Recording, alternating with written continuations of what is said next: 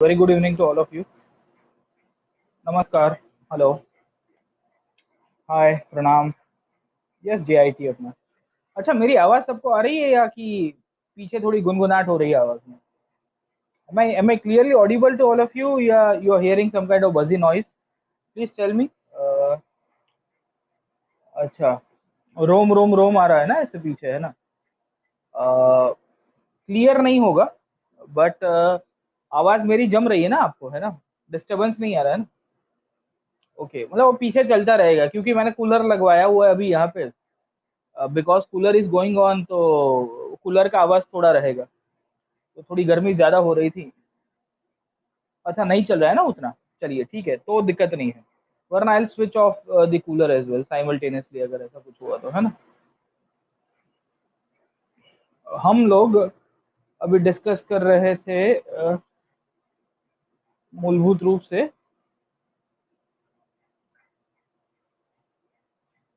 अरे भाई साहब, रिगार्डिंग दी. अच्छा नहीं, आज तो सर का भी शुरू हो गया होगा. अरे भाई साहब, चलिए कोई बात नहीं, है ना? तो आप मेरा रिकॉर्डेड देख लीजिएगा तो भी चलेगा, है ना? कोई दिक्कत नहीं थी. हाँ, अभी एक एक ऐसा सेशन होगा शायद तक हमारा जो फ्राइडे वाला होगा, वो सेम टाइम के ऊपर. मतलब फॉर द नेक्स्ट 7 और 8 सेशन हमारे बाकी है वर्ल्ड हिस्ट्री में. उसमें भी फ्राइडे मतलब गिन के 2 या 3 फ्राइडे आएंगे हम, तो वो 2-3 फ्राइडे में थोड़ा एडजस्ट कर लेना.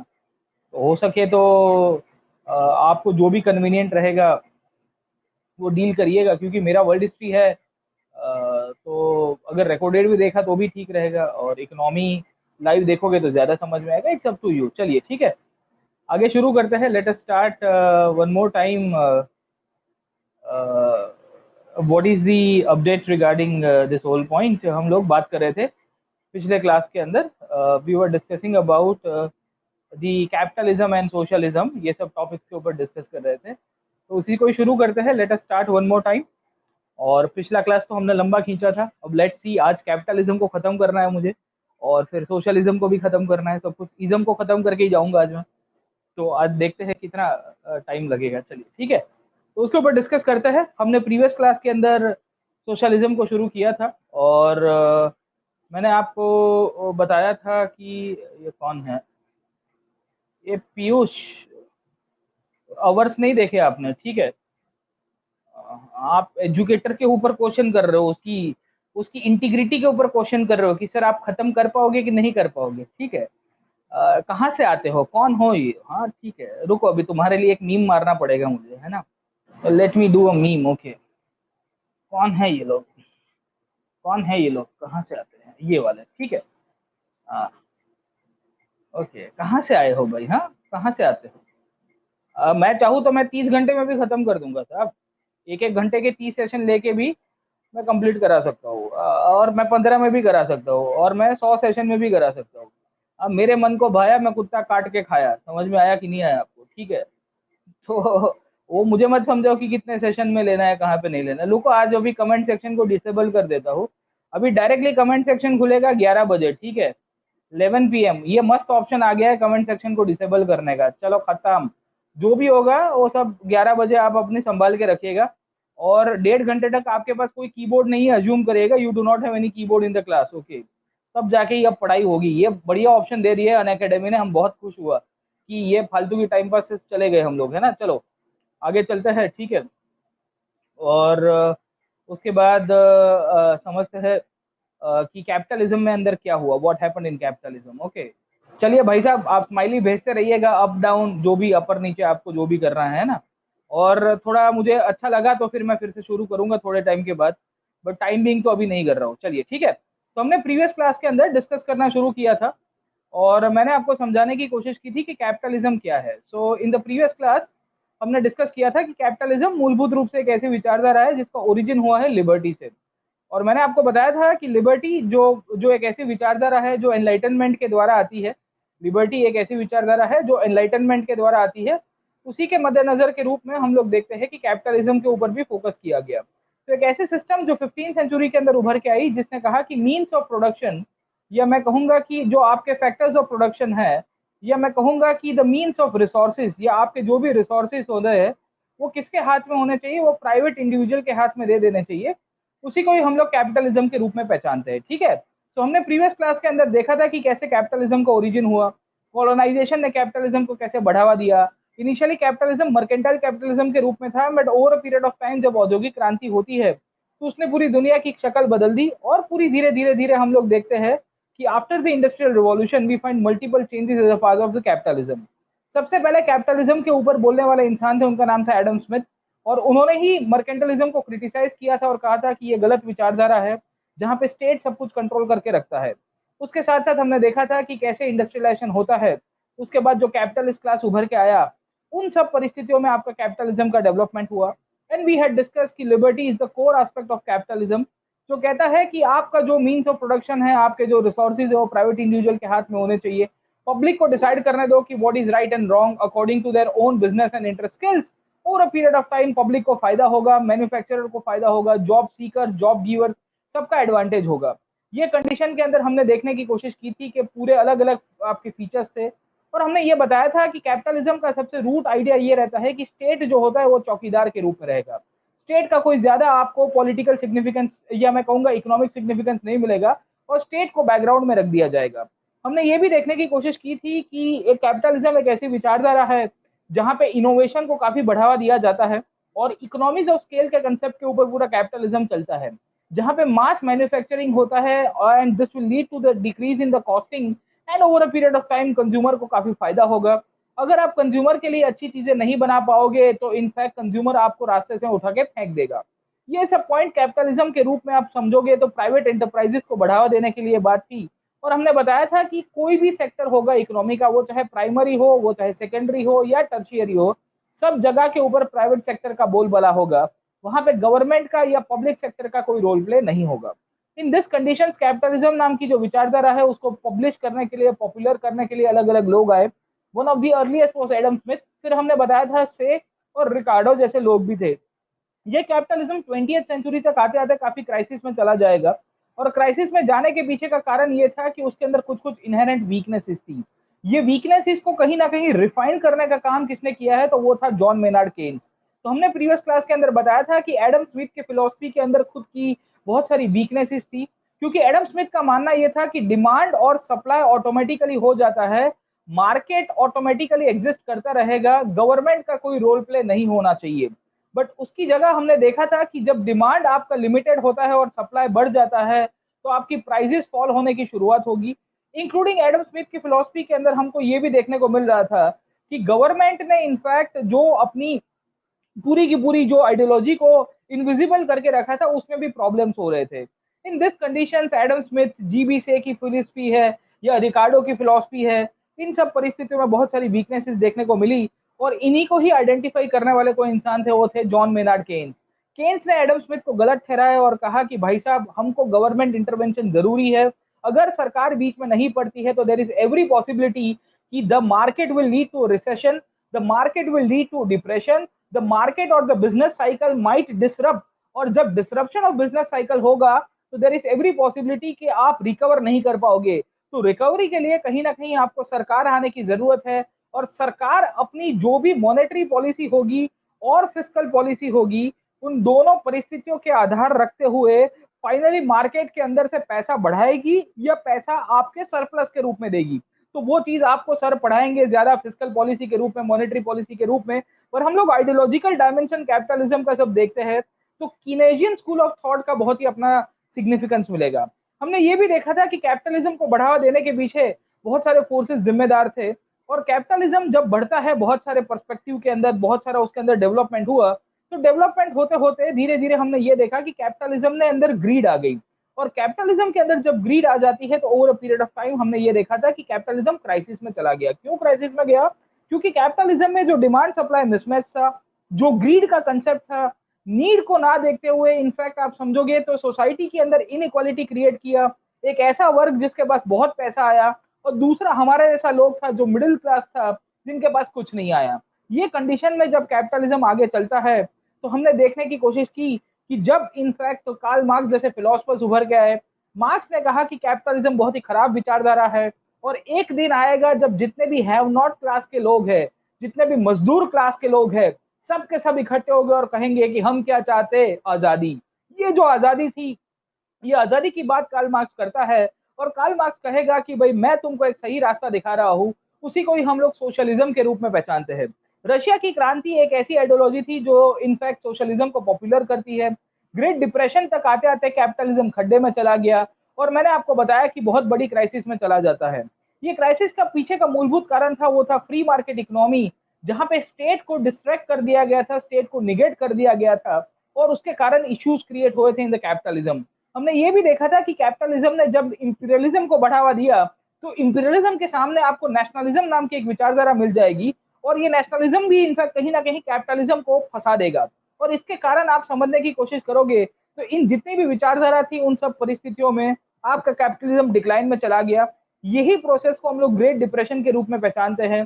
ये ग्रेट डिप्रेशन इतना सारा एक्सट्रीम वे में चला जाता है, इन सब परिस्थितियों में किसी ने कहा कि भाई हम लोग फंस गए हैं, हमारे लिए कोई इसका और सॉल्यूशन लाना पड़ेगा।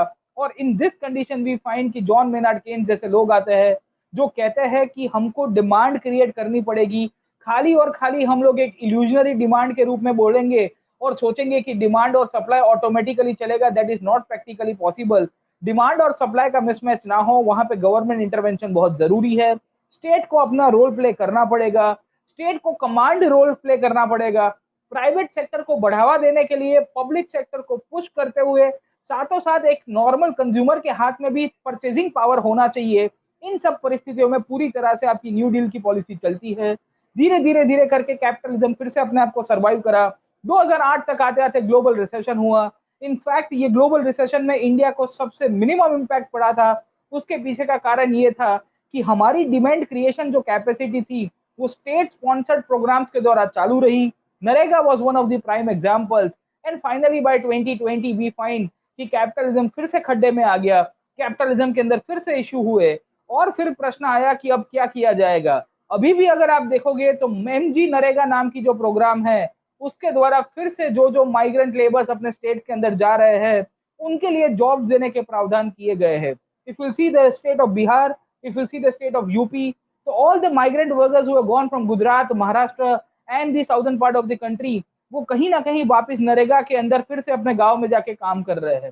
ये सब परिस्थिति में हम लोग देखते हैं कि कितना भी आप फ्री मार्केट इकोनॉमी के ऊपर चले जाओ, state intervention is a must in the economy, and this has been proved consecutively by multiple crises that had emerged in the free market economic world that originated in the 20th century and still we are living in the 21st century. The government should interfere. समझ में आया कि नहीं आया? तो ये crux था आपके कैपिटलिज्म का, जो हमने प्रीवियस क्लास के अंदर पढ़ने की कोशिश की थी। अब यहाँ से थोड़ा आगे चलते हैं और समझने की कोशिश करते हैं कि फर्दर डेवलपमेंट क्या होगा। अब देखें कि कैपिटलिज्म नाम की जो विचारधारा है, उसके अंदर बहुत सारे उसके खुद के स्ट्रक्चरल प्रॉब्लम्स भी है। अब हम लोग कैपिटलिज्म में एक स्टेप आगे चलते हैं और उसका क्रिटिसिज्म देखने की कोशिश करते हैं। Let us try to criticize, क्योंकि यूपीएससी तो आपको यही पूछता है कि the criticism of the capitalistic philosophy, the criticism of the, और I would say the problems in the capitalism. जो आपकी पूंजीवाद नाम की विचारधारा है, उसके अंदर बहुत सारे स्ट्रक्चरल इश्यूज है, उसके अंदर बहुत सारे स्ट्रक्चरल प्रॉब्लम्स है। ये स्ट्रक्चरल प्रॉब्लम्स के कारण पूंजीवाद काफी बदनाम भी हुआ है और आज की तारीख में भी बदनाम है। यहाँ से ही इनफैक्ट हम लोग जब क्रिटिसिज्म करते हैं तो एक शब्द बहुत बड़ा उभर के आता है, जिसे हम लोग कहते हैं क्रोनी कैपिटलिज्म। तो हम लोग इसके ऊपर भी बढ़ेंगे, will be trying to understand कि what is the crony capitalism. और समय मिला आज के क्लास के अंदर तो मैं आपको एक और शब्द पढ़ाऊंगा जिसका नाम है क्रोनी सोशलिज्म। तो सोशलिज्म का भाई है वो, ठीक है। तो अब वो अलग ही टॉपिक है पूरा, बट आई वांट कि मैं उसके ऊपर भी थोड़ा डिस्कस करके जाऊंगा। तो will be discussing about how the crony capitalism, crony socialism is different from each other. तो पहले कैपिटलिज्म की हमने व्याख्या देख ली। अब यहाँ से हम लोग देखते हैं कि what are the issues with the capitalism और द डीमेरिट्स ऑफ कैपिटलिज्म। अब देखिए, कैपिटलिज्म नाम की विचारधारा ऐसे तो गलत नहीं है। टेक्निकली कैपिटलिज्म हमारे जैसे लोगों को ख्याली पुलाव सिखाता है और कहता है कि बेटा है ना, हम लोग भी सपने देख सकते हैं कि हम लोग भी है ना करोड़ों रुपया कमा सकते हैं, हम भी millions and billions of dollars कमा पाएंगे। वो कैपिटलिज्म के कारण ही पॉसिबल है। अगर लिबर्टी नहीं होती हमको ये सोचने के लिए, और इनफैक्ट कुछ कुछ गिने चुने लोग मार्केट को कैप्चर करके रहते, तो what would have happened sir? हाँ, धीरू भाई अंबानी अंबानी नहीं बनते। समझ में आ रहा है कि नहीं आ रहा है आपको? ठीक है, ये सब पॉइंट हमको समझ में आता है कि ये कैपिटलिज्म के कारण ही पॉसिबल हुआ है। जहां पे आपने इंसान को प्रगति के लिए इनफैक्ट अलाउ किया कि तुम अपने हिसाब से सोच के अपना बिजनेस बढ़ाओ, तब जाके इनफैक्ट हमको मिलेगा। अब प्रॉब्लम क्या है, कैपिटलिज्म बात करता है वो है लिबर्टी के ऊपर। अब देखो, liberty is the core idea of capitalism. क्यों? क्योंकि यहाँ से कैपिटलिज्म बढ़ा है। उसने कहा कि आदमी को मुक्त कर दो, समाज के अंदर उसका कोई बंधन नहीं होना चाहिए, राज्य व्यवस्था में, पॉलिटिक्स के अंदर भी कुछ नहीं होना चाहिए। Individual is the key in capitalism. अब because individual is the key, capitalism पूरा एक ही चीज के ऊपर सोचता है, वो है इंडिविजुअल गुडनेस के ऊपर। समझ में आ रहा है कि नहीं आ रहा है? अब what do mean by individual goodness? तो वो कहता है कि अगर व्यक्ति के अंदर कुछ अच्छा पना हो तो उसको उसको आगे बढ़ने का मौका मिलना चाहिए। Capitalism always gives this idea to the talent, capitalism always gives this idea to the merit. और कैपिटलिज्म हमेशा एक चीज के ऊपर कहता है कि देखो, मार्केट को ओपन करना चाहिए, जितने भी लोग होंगे वो सब कंपीट करेंगे, उनमें से जो अच्छे लोग हैं, जो टैलेंटेड लोग हैं, वो आगे चले जाएंगे और वो रातों रात करोड़ों अबजोपति बन जाएंगे। समझ में आया कि नहीं आया? अब प्रॉब्लम ये हो रहा है कि बाजार के अंदर और समाज के अंदर, क्योंकि individual is part of the society, society में सबके पास टैलेंट होगा ऐसा जरूरी नहीं है, सोसाइटी में सबके पास मेरिट होगा ऐसा जरूरी नहीं है। सोसाइटी जितनी डाइवर्स होती है, वहां पे इनफैक्ट प्रॉब्लम्स क्रिएट होंगे। समझ में आ रहा है कि नहीं आ रहा है आपको? तो प्रॉब्लम यह है कि जब कैपिटलिज्म में आप हर एक चीज फ्री करके छोड़ देते हो, तब प्रश्न ये आता है कि इंसान के पास वो डिजायर्ड स्किल नहीं है मार्केट को लेके। आज की तारीख में जो समाज प्रगति कर रहा है, उतनी समाज के अंदर सबके अंदर समानता नहीं है। आप समझो कि आपने तो एक ऐसी रेस ट्रैक बनाई है, आपने तो एक ऐसी रेस ट्रैक बनाई है जहां पे तीन कैंडिडेट्स को खड़ा किया गया है, तीन कैंडिडेट्स को खड़ा किया गया है, और इनको कहा गया है कि इनमें से जो सबसे पहले ये फिनिश लाइन को क्रॉस करेगा, उसको हम लोग है ना 1 लाख रुपया दे देंगे। समझ में आया कि नहीं आया? दी प्रॉब्लम इज कि कैंडिडेट नंबर 1 जो यहाँ पे खड़ा है, ये बेसिकली नाइकी का शूज पहन के आया है। समझ में आया कि नहीं आया? दूसरा कैंडिडेट जो है वो बाटा का शूज पहन के आया है, और तीसरा जो है वो है ना, मैं कहूंगा नेकेड घूम रहा है। उसके उसके जो पैर है उसके अंदर इनफैक्ट मैं कहूंगा कि उसकी कोई कंडीशन ही नहीं है कि वो कुछ पहन के आए। ठीक है, अब ये कंडीशन में आपने फ्री कर दिया सबको, but historical injustice question number 3 या टॉपिक नंबर 3 के ऊपर बैठा हुआ जो कैंडिडेट है उसके साथ आ रहा है, और इसी के कारण इनफैक्ट जीतने की शक्यता किसकी होगी? इसकी होगी, क्योंकि इसके पास रिसोर्सेज अच्छे हैं। गेटिंग माय पॉइंट और नॉट? तो प्रॉब्लम बहुत बार ये होता है कि जब समाज के अंदर, बाजार के अंदर आप ऐसी राज्य व्यवस्था बनाते हो और वहां पे आप डिसाइड करते हो कि भाई हर एक चीज को आप इक्वल अपॉर्चुनिटी के रूप में दोगे, पर equal opportunity without giving the desired justice will always lead to inequality. And I would say कि आप इनफैक्ट एक ऐसी पूंजीवादी विचारधारा में बिलीव करते हो जहां पे आप एक्सक्लूजन की तरफ जाते हो। कैपिटलिज्म का बहुत बड़ा एक क्रिटिसिज्म है कि ये एक्सक्लूसिव विचारधारा बन गई है, और ये उन्हीं को ही फेवर करती है जिनके पास टैलेंट होगा, जिनके पास स्किल्स होंगे, जिनके पास रिसोर्सेज होंगे। अगर आपके पास रिसोर्सेज नहीं है तो आप इनफैक्ट ये कैपिटलिस्टिक और ये मार्केट कंपटीशन में टिक नहीं पाओगे भाई साहब। ये थंब रूल नंबर 1 है। समझ में आया कि नहीं आया? This applies to each and every sector of the economy, be it the UPSC competition or be it the any business that you can open up outside your houses as well। ठीक है, अपने घर के बाहर कुछ भी आप दुकान दुकान खोलने की कोशिश करोगे तो उसमें भी यही होगा। और इसी के कारण भारत कहता है कि भाई हम भले भी कैपिटलिस्टिक विचारधारा को अपनाएं, पर हम लोग स्टैंड अप इंडिया करेंगे, हम लोग स्टार्टअप इंडिया करेंगे। स्टैंड अप इंडिया के अंदर वुमेन, हमारे डिप्रेस क्लासेस, शेड्यूल कास्ट है, ओबीसीज है, शेड्यूल ट्राइब्स है, उन सबको कहीं ना कहीं आगे लाने का काम करेंगे। तो हम कहते हैं कि बाजार भले खुला है, पर एक ऐसा इंसान जो ऑलरेडी प्रिविलेज क्लास से बिलोंग करता है, उसको लोन अगर ना मिले तो चलेगा, वो कहीं और से पैसा इकट्ठा करके धंधा कर देगा। बट ऐसा कोई इनफैक्ट ट्राइबल कम्युनिटी का लड़का है जो सोच रहा है कि मुझे कोई बिजनेस करना है, तो उसको पुश करने के लिए मैं आगे आऊंगा। तो ये जस्टिस जो कंसेप्ट है, ये कैपिटलिज्म ने हमने ऐड करके लेके आया। समझ में आया कि नहीं आया? पर ओवरऑल आप देखोगे पूरी तरह से कैपिटलिस्टिक विचारधारा, उसकी बहुत बड़ी क्रिटिसिज्म ये होती है कि भाई ये है ना, कोई जस्टिस के आइडिया के अंदर बिलीव नहीं करता। ये कहता है कि बाजार खुला है, दौड़ना है उतना दौड़ लो, तुम्हारे अंदर खाना कितना खाया हुआ है हमको नहीं पता है, कोई प्रोटीन बार लेके आया है, कोई प्रोटीन शेक लेके आया है, एक बंदा ऐसा है जो केला खा के आया है। समझे कि नहीं समझे? तो ये कंडीशन में आप समझोगे तो कहीं ना कहीं आपके जो कैपिटलिज्म के अंदर हम लोग कंपटीशन की बात कर रहे हैं, वहां पे लेवल प्लेइंग फील्ड नहीं मिलता है। और जब तक आपके कंपटीशन के अंदर लेवल प्लेइंग फील्ड नहीं मिलेगा, तो आपको उसको कहीं ना कहीं जस्टिफाई करने के लिए अपने अलग अलग टूल्स का यूज करना पड़ेगा, जिसे हम लोग कहते हैं अफर्मेटिव एक्शन। समझ में आया आपको? ठीक है, तो लिबर्टी के साथ साथ अफर्मेटिव एक्शन की उतनी ही जरूरत है, और वो हम लोग कैपिटलिज्म की विचारधारा को एक्सेप्ट करते हुए भी हम ये ध्यान रखते हैं why the different economic and the social schemes that the government of India is running, and reservation is one such task among them, or I would say a tool among them. Getting my point or not? समझे आप लोग? ठीक है। तो एक तो capitalism के अंदर हमको एक ये विचारधारा मिली, समझ में आया कि नहीं है आपको? इसके साथ साथ कैपिटलिज्म की हम लोग बात करते हैं, उसकी बहुत बड़ी क्रिटिसिज्म है कि ये असमानता लाता है।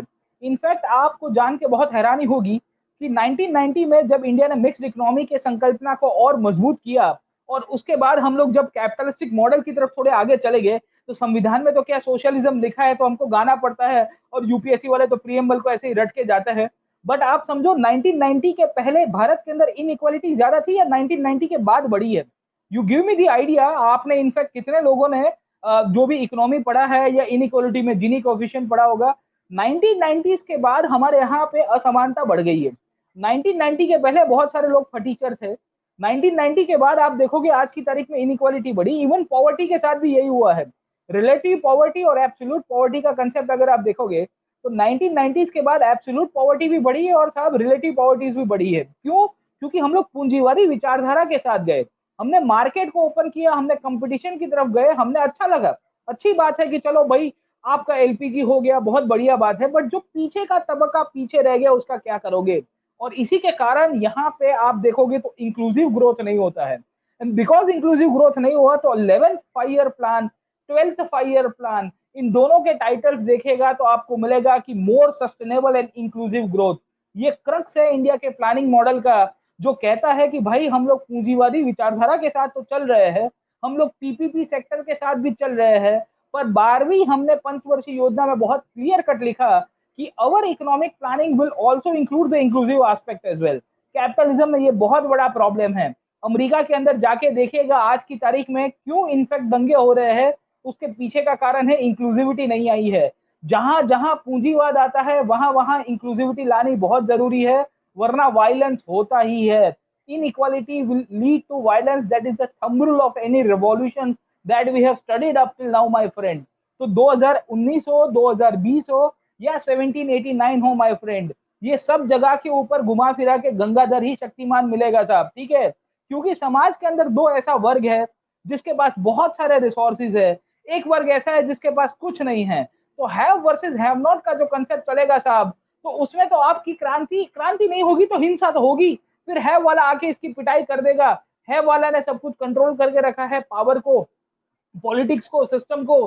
पर हैव नॉट कहीं ना कहीं अपना जो फीलिंग्स है उसको वेंट आउट करता रहेगा। वो अपने हिसाब से अपना जो आइडिया है वो देता रहेगा, वो धक्का मारता रहेगा। उसको सक्सेस मिले कि ना मिले वो सेकेंडरी पार्ट है, क्योंकि 21वीं शताब्दी में क्रांति करनी बहुत ही टफ बात है।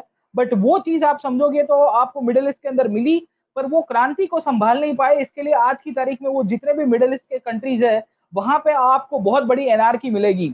सुबह उठोगे सरकारें बदल जाती है।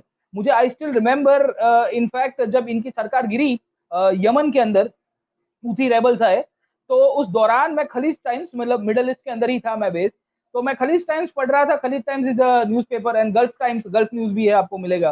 तो वो वहां पे इनफैक्ट मिडिल ईस्ट के अंदर कोई पढ़ रहा था, मैं देखा, तो सुबह उठ के देख रहा हूँ कि भाई ये यमन की सरकार गिर गई। ठीक है? तो I was very much surprise to see. क्यों? मैंने बोला क्योंकि हम लोग इंडिया में तो ये सब चीजें देखते नहीं है। वी नेवर सी के क्रांति हो जाती है, रेबल्स पावर के ऊपर आ गए। ठीक है? And I was very much surprise. मैंने बोला ये क्या हो गया भाई? ठीक है, पूरी की पूरी प्रेसिडेंट को इन्होंने भगा दिया, जोरदार क्रांति है। ठीक है? बट ये क्रांति की खासियत होती है साहब। ठीक है? जहां जहां उसमें और भी क्लास स्ट्रगल्स के इश्यूज थे, बट कहने की बात यह है मेरी कि आप समझिए कि बहुत बड़े इनइक्वालिटी के कारण इनफैक्ट रिवॉल्ट की तरफ जाओगे या वायलेंस हो जाएगा। ठीक है? वायलेंस क्यों होता है? क्योंकि असमानता होती है आपकी। Always remember this things. ठीक है? तीसरा कैपिटलिज्म का बहुत बड़ा क्रिटिसिज्म है, वो है प्राइवेटाइजेशन ऑफ रिसोर्सेज। अब कुछ कुछ ऐसे रिसोर्सेज है उसको आपने प्राइवेटाइज कर दिया। क्यों कर दिया? क्योंकि आपको लग रहा है कि इसमें प्रॉफिट ज्यादा मिलेगा। अब जैसे हेल्थ सेक्टर को प्राइवेटाइज करोगे और गलती से आपको कोरोना हो गया तो 15-20 लाख का बिल निकल जाएगा। समझे कि नहीं समझे? तो कोरोना से नहीं मरोगे तो आपको हार्ट अटैक से मर जाओगे बेटा। ठीक है? तो ये बहुत बड़ा इश्यूज है आज की तारीख में कैपिटलिज्म का।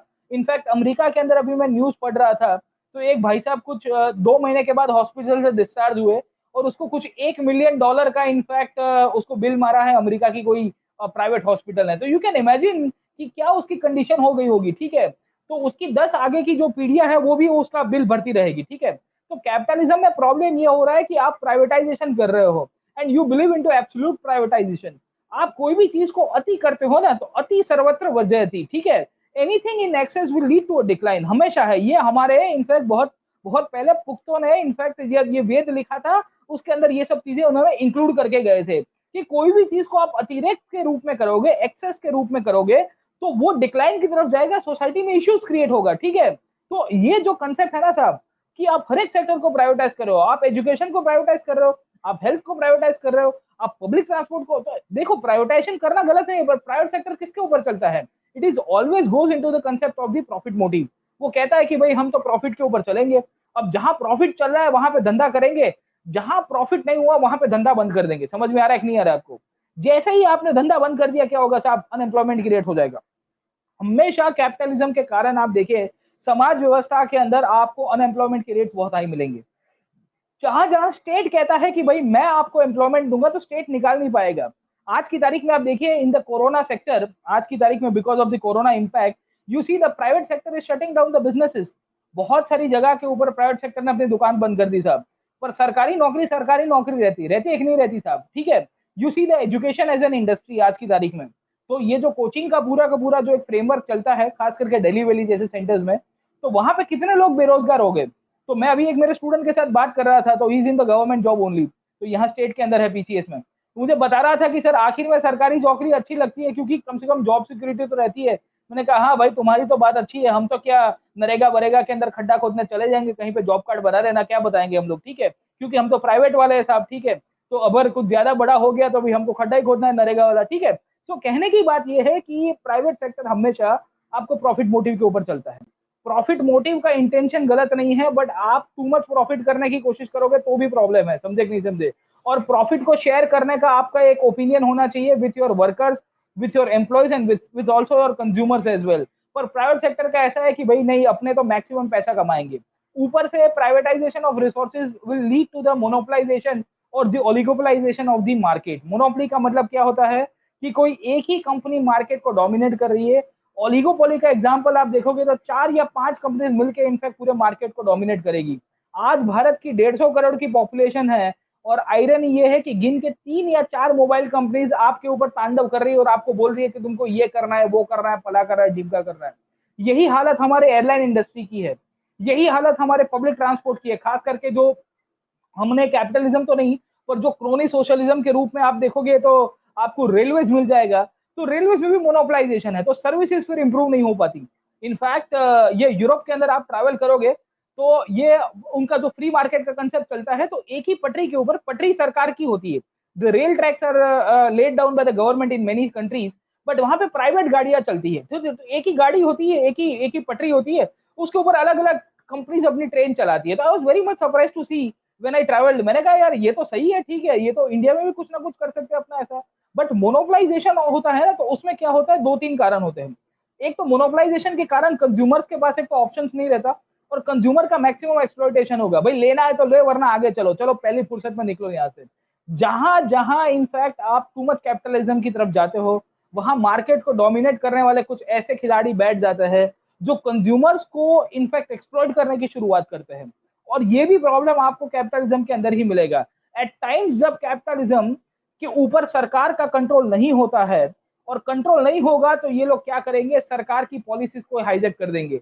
गवर्नमेंट को कहेंगे कि नेट न्यूट्रलिटी रखने की क्या जरूरत है साहब, हम कहेंगे उस हिसाब से इंटरनेट की पॉलिसी बना दो। गवर्नमेंट को कहेंगे कि भाई आप इनफैक्ट जो आप आपकी जो एविएशन पॉलिसी उसको बदल दो, और आपका जो नेशनल एयरलाइंस है उसको 2-3 रूट से उड़ाना बंद कर दो, वहां पे हमारी प्लेन उड़नी चाहिए। अब गवर्नमेंट के साथ प्रॉब्लम यह है कि गवर्नमेंट को यही लोग फंडिंग करते हैं। जो पॉलिटिकल पार्टी चुनाव के अंदर इनफैक्ट आज की तारीख में लड़ना चाहती है, उनको कहीं ना कहीं फंडिंग किया जाता है। और फंडिंग के लिए भी आपके अलग अलग रास्ते मिल जाएंगे, इलेक्ट्रल बॉन्ड्स है आदि इत्यादि आपको रास्ते मिल जाएंगे। Black money in the election process बहुत ही लंबी प्रोसेस है। इन सब परिस्थिति में अगर आप देखोगे तो हमारी जो डेमोक्रेटिक फ्रेमवर्क है उसको हाईजेक कर दिया जाता है by the idea of chronic capitalism. एक ऐसी कंडीशन जहां पे मार्केट के अंदर ओलिगोपोली करने वाले लोग वही जो 5-6 खिलाड़ी होंगे, वो ऑल सेक्टर्स ऑफ इकोनॉमी को डोमिनेट करेंगे। ऑल सेक्टर्स ऑफ इकोनॉमी का मतलब ये होता है साहब, पिन से लेके प्लेन तक हर एक चीज इनफैक्ट यही इन लोगों के हाथ में होगा। तो capitalism is not bad, the problem is my friend crony capitalism. जहां जहां शब्द क्रोनी आता है तो याद रखेगा ये वो लोग होते हैं जो सरकार के खास मित्र होते हैं।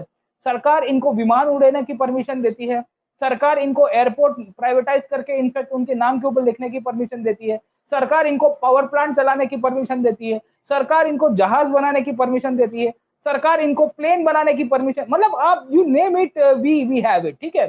सो ये पूरी कंडीशन में आप देखोगे तो आपको क्रोनी कैपिटलिज्म मिलेगा। तो ये क्रोनी कैपिटलिज्म के रूप में आपको बहुत सारी चीजें मिलेगी, और जहां जहां गवर्नमेंट की पॉलिसीज काम नहीं करती है वहां वहां इसके एनवायरमेंटल कॉस्ट भी बहुत बढ़ जाएंगे, समझे आप लोग।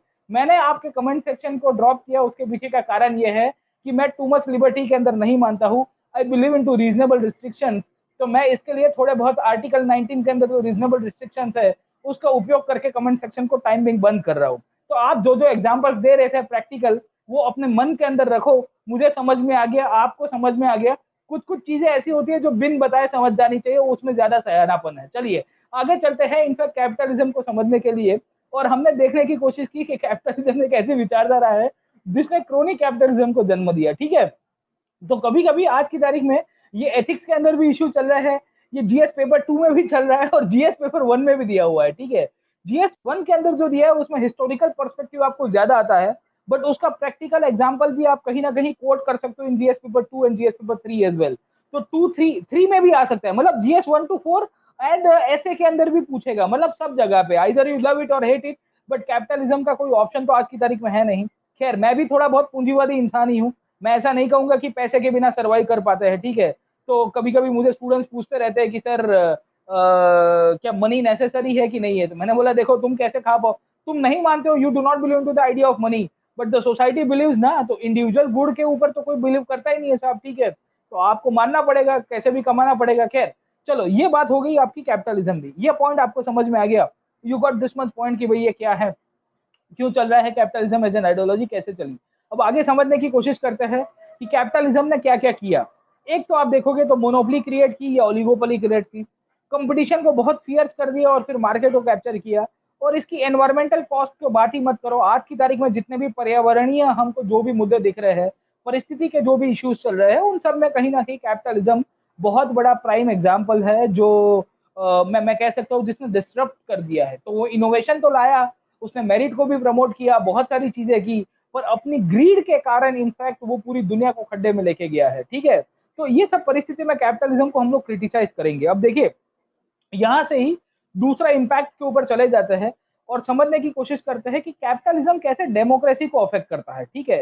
How the capitalism will affect the democratic framework और द डेमोक्रेटिक गवर्नमेंट, कि किस तरह से आपकी डेमोक्रेटिक फ्रेमवर्क को जो पूंजीवाद है वो अफेक्ट करेगा, और किस तरह से उसको हमको वो है ना कि कंट्रोल में लेना चाहिए, ठीक है। तो यहाँ से नेक्स्ट टॉपिक के ऊपर चलते हैं and let us see in fact how the capitalism will try to affect the democracy. अब देखो डेमोक्रेसी के फीचर्स आप सबने लक्ष्मीकांत के अंदर या पॉलिटी के क्लासेस में भी पढ़े होंगे, जो कहता है कि जस्टिस लिबर्टी इक्वालिटी होगी, इनफैक्ट इक्वालिटी ऑफ अपॉर्चुनिटी होगा, लोग सोवरेन है।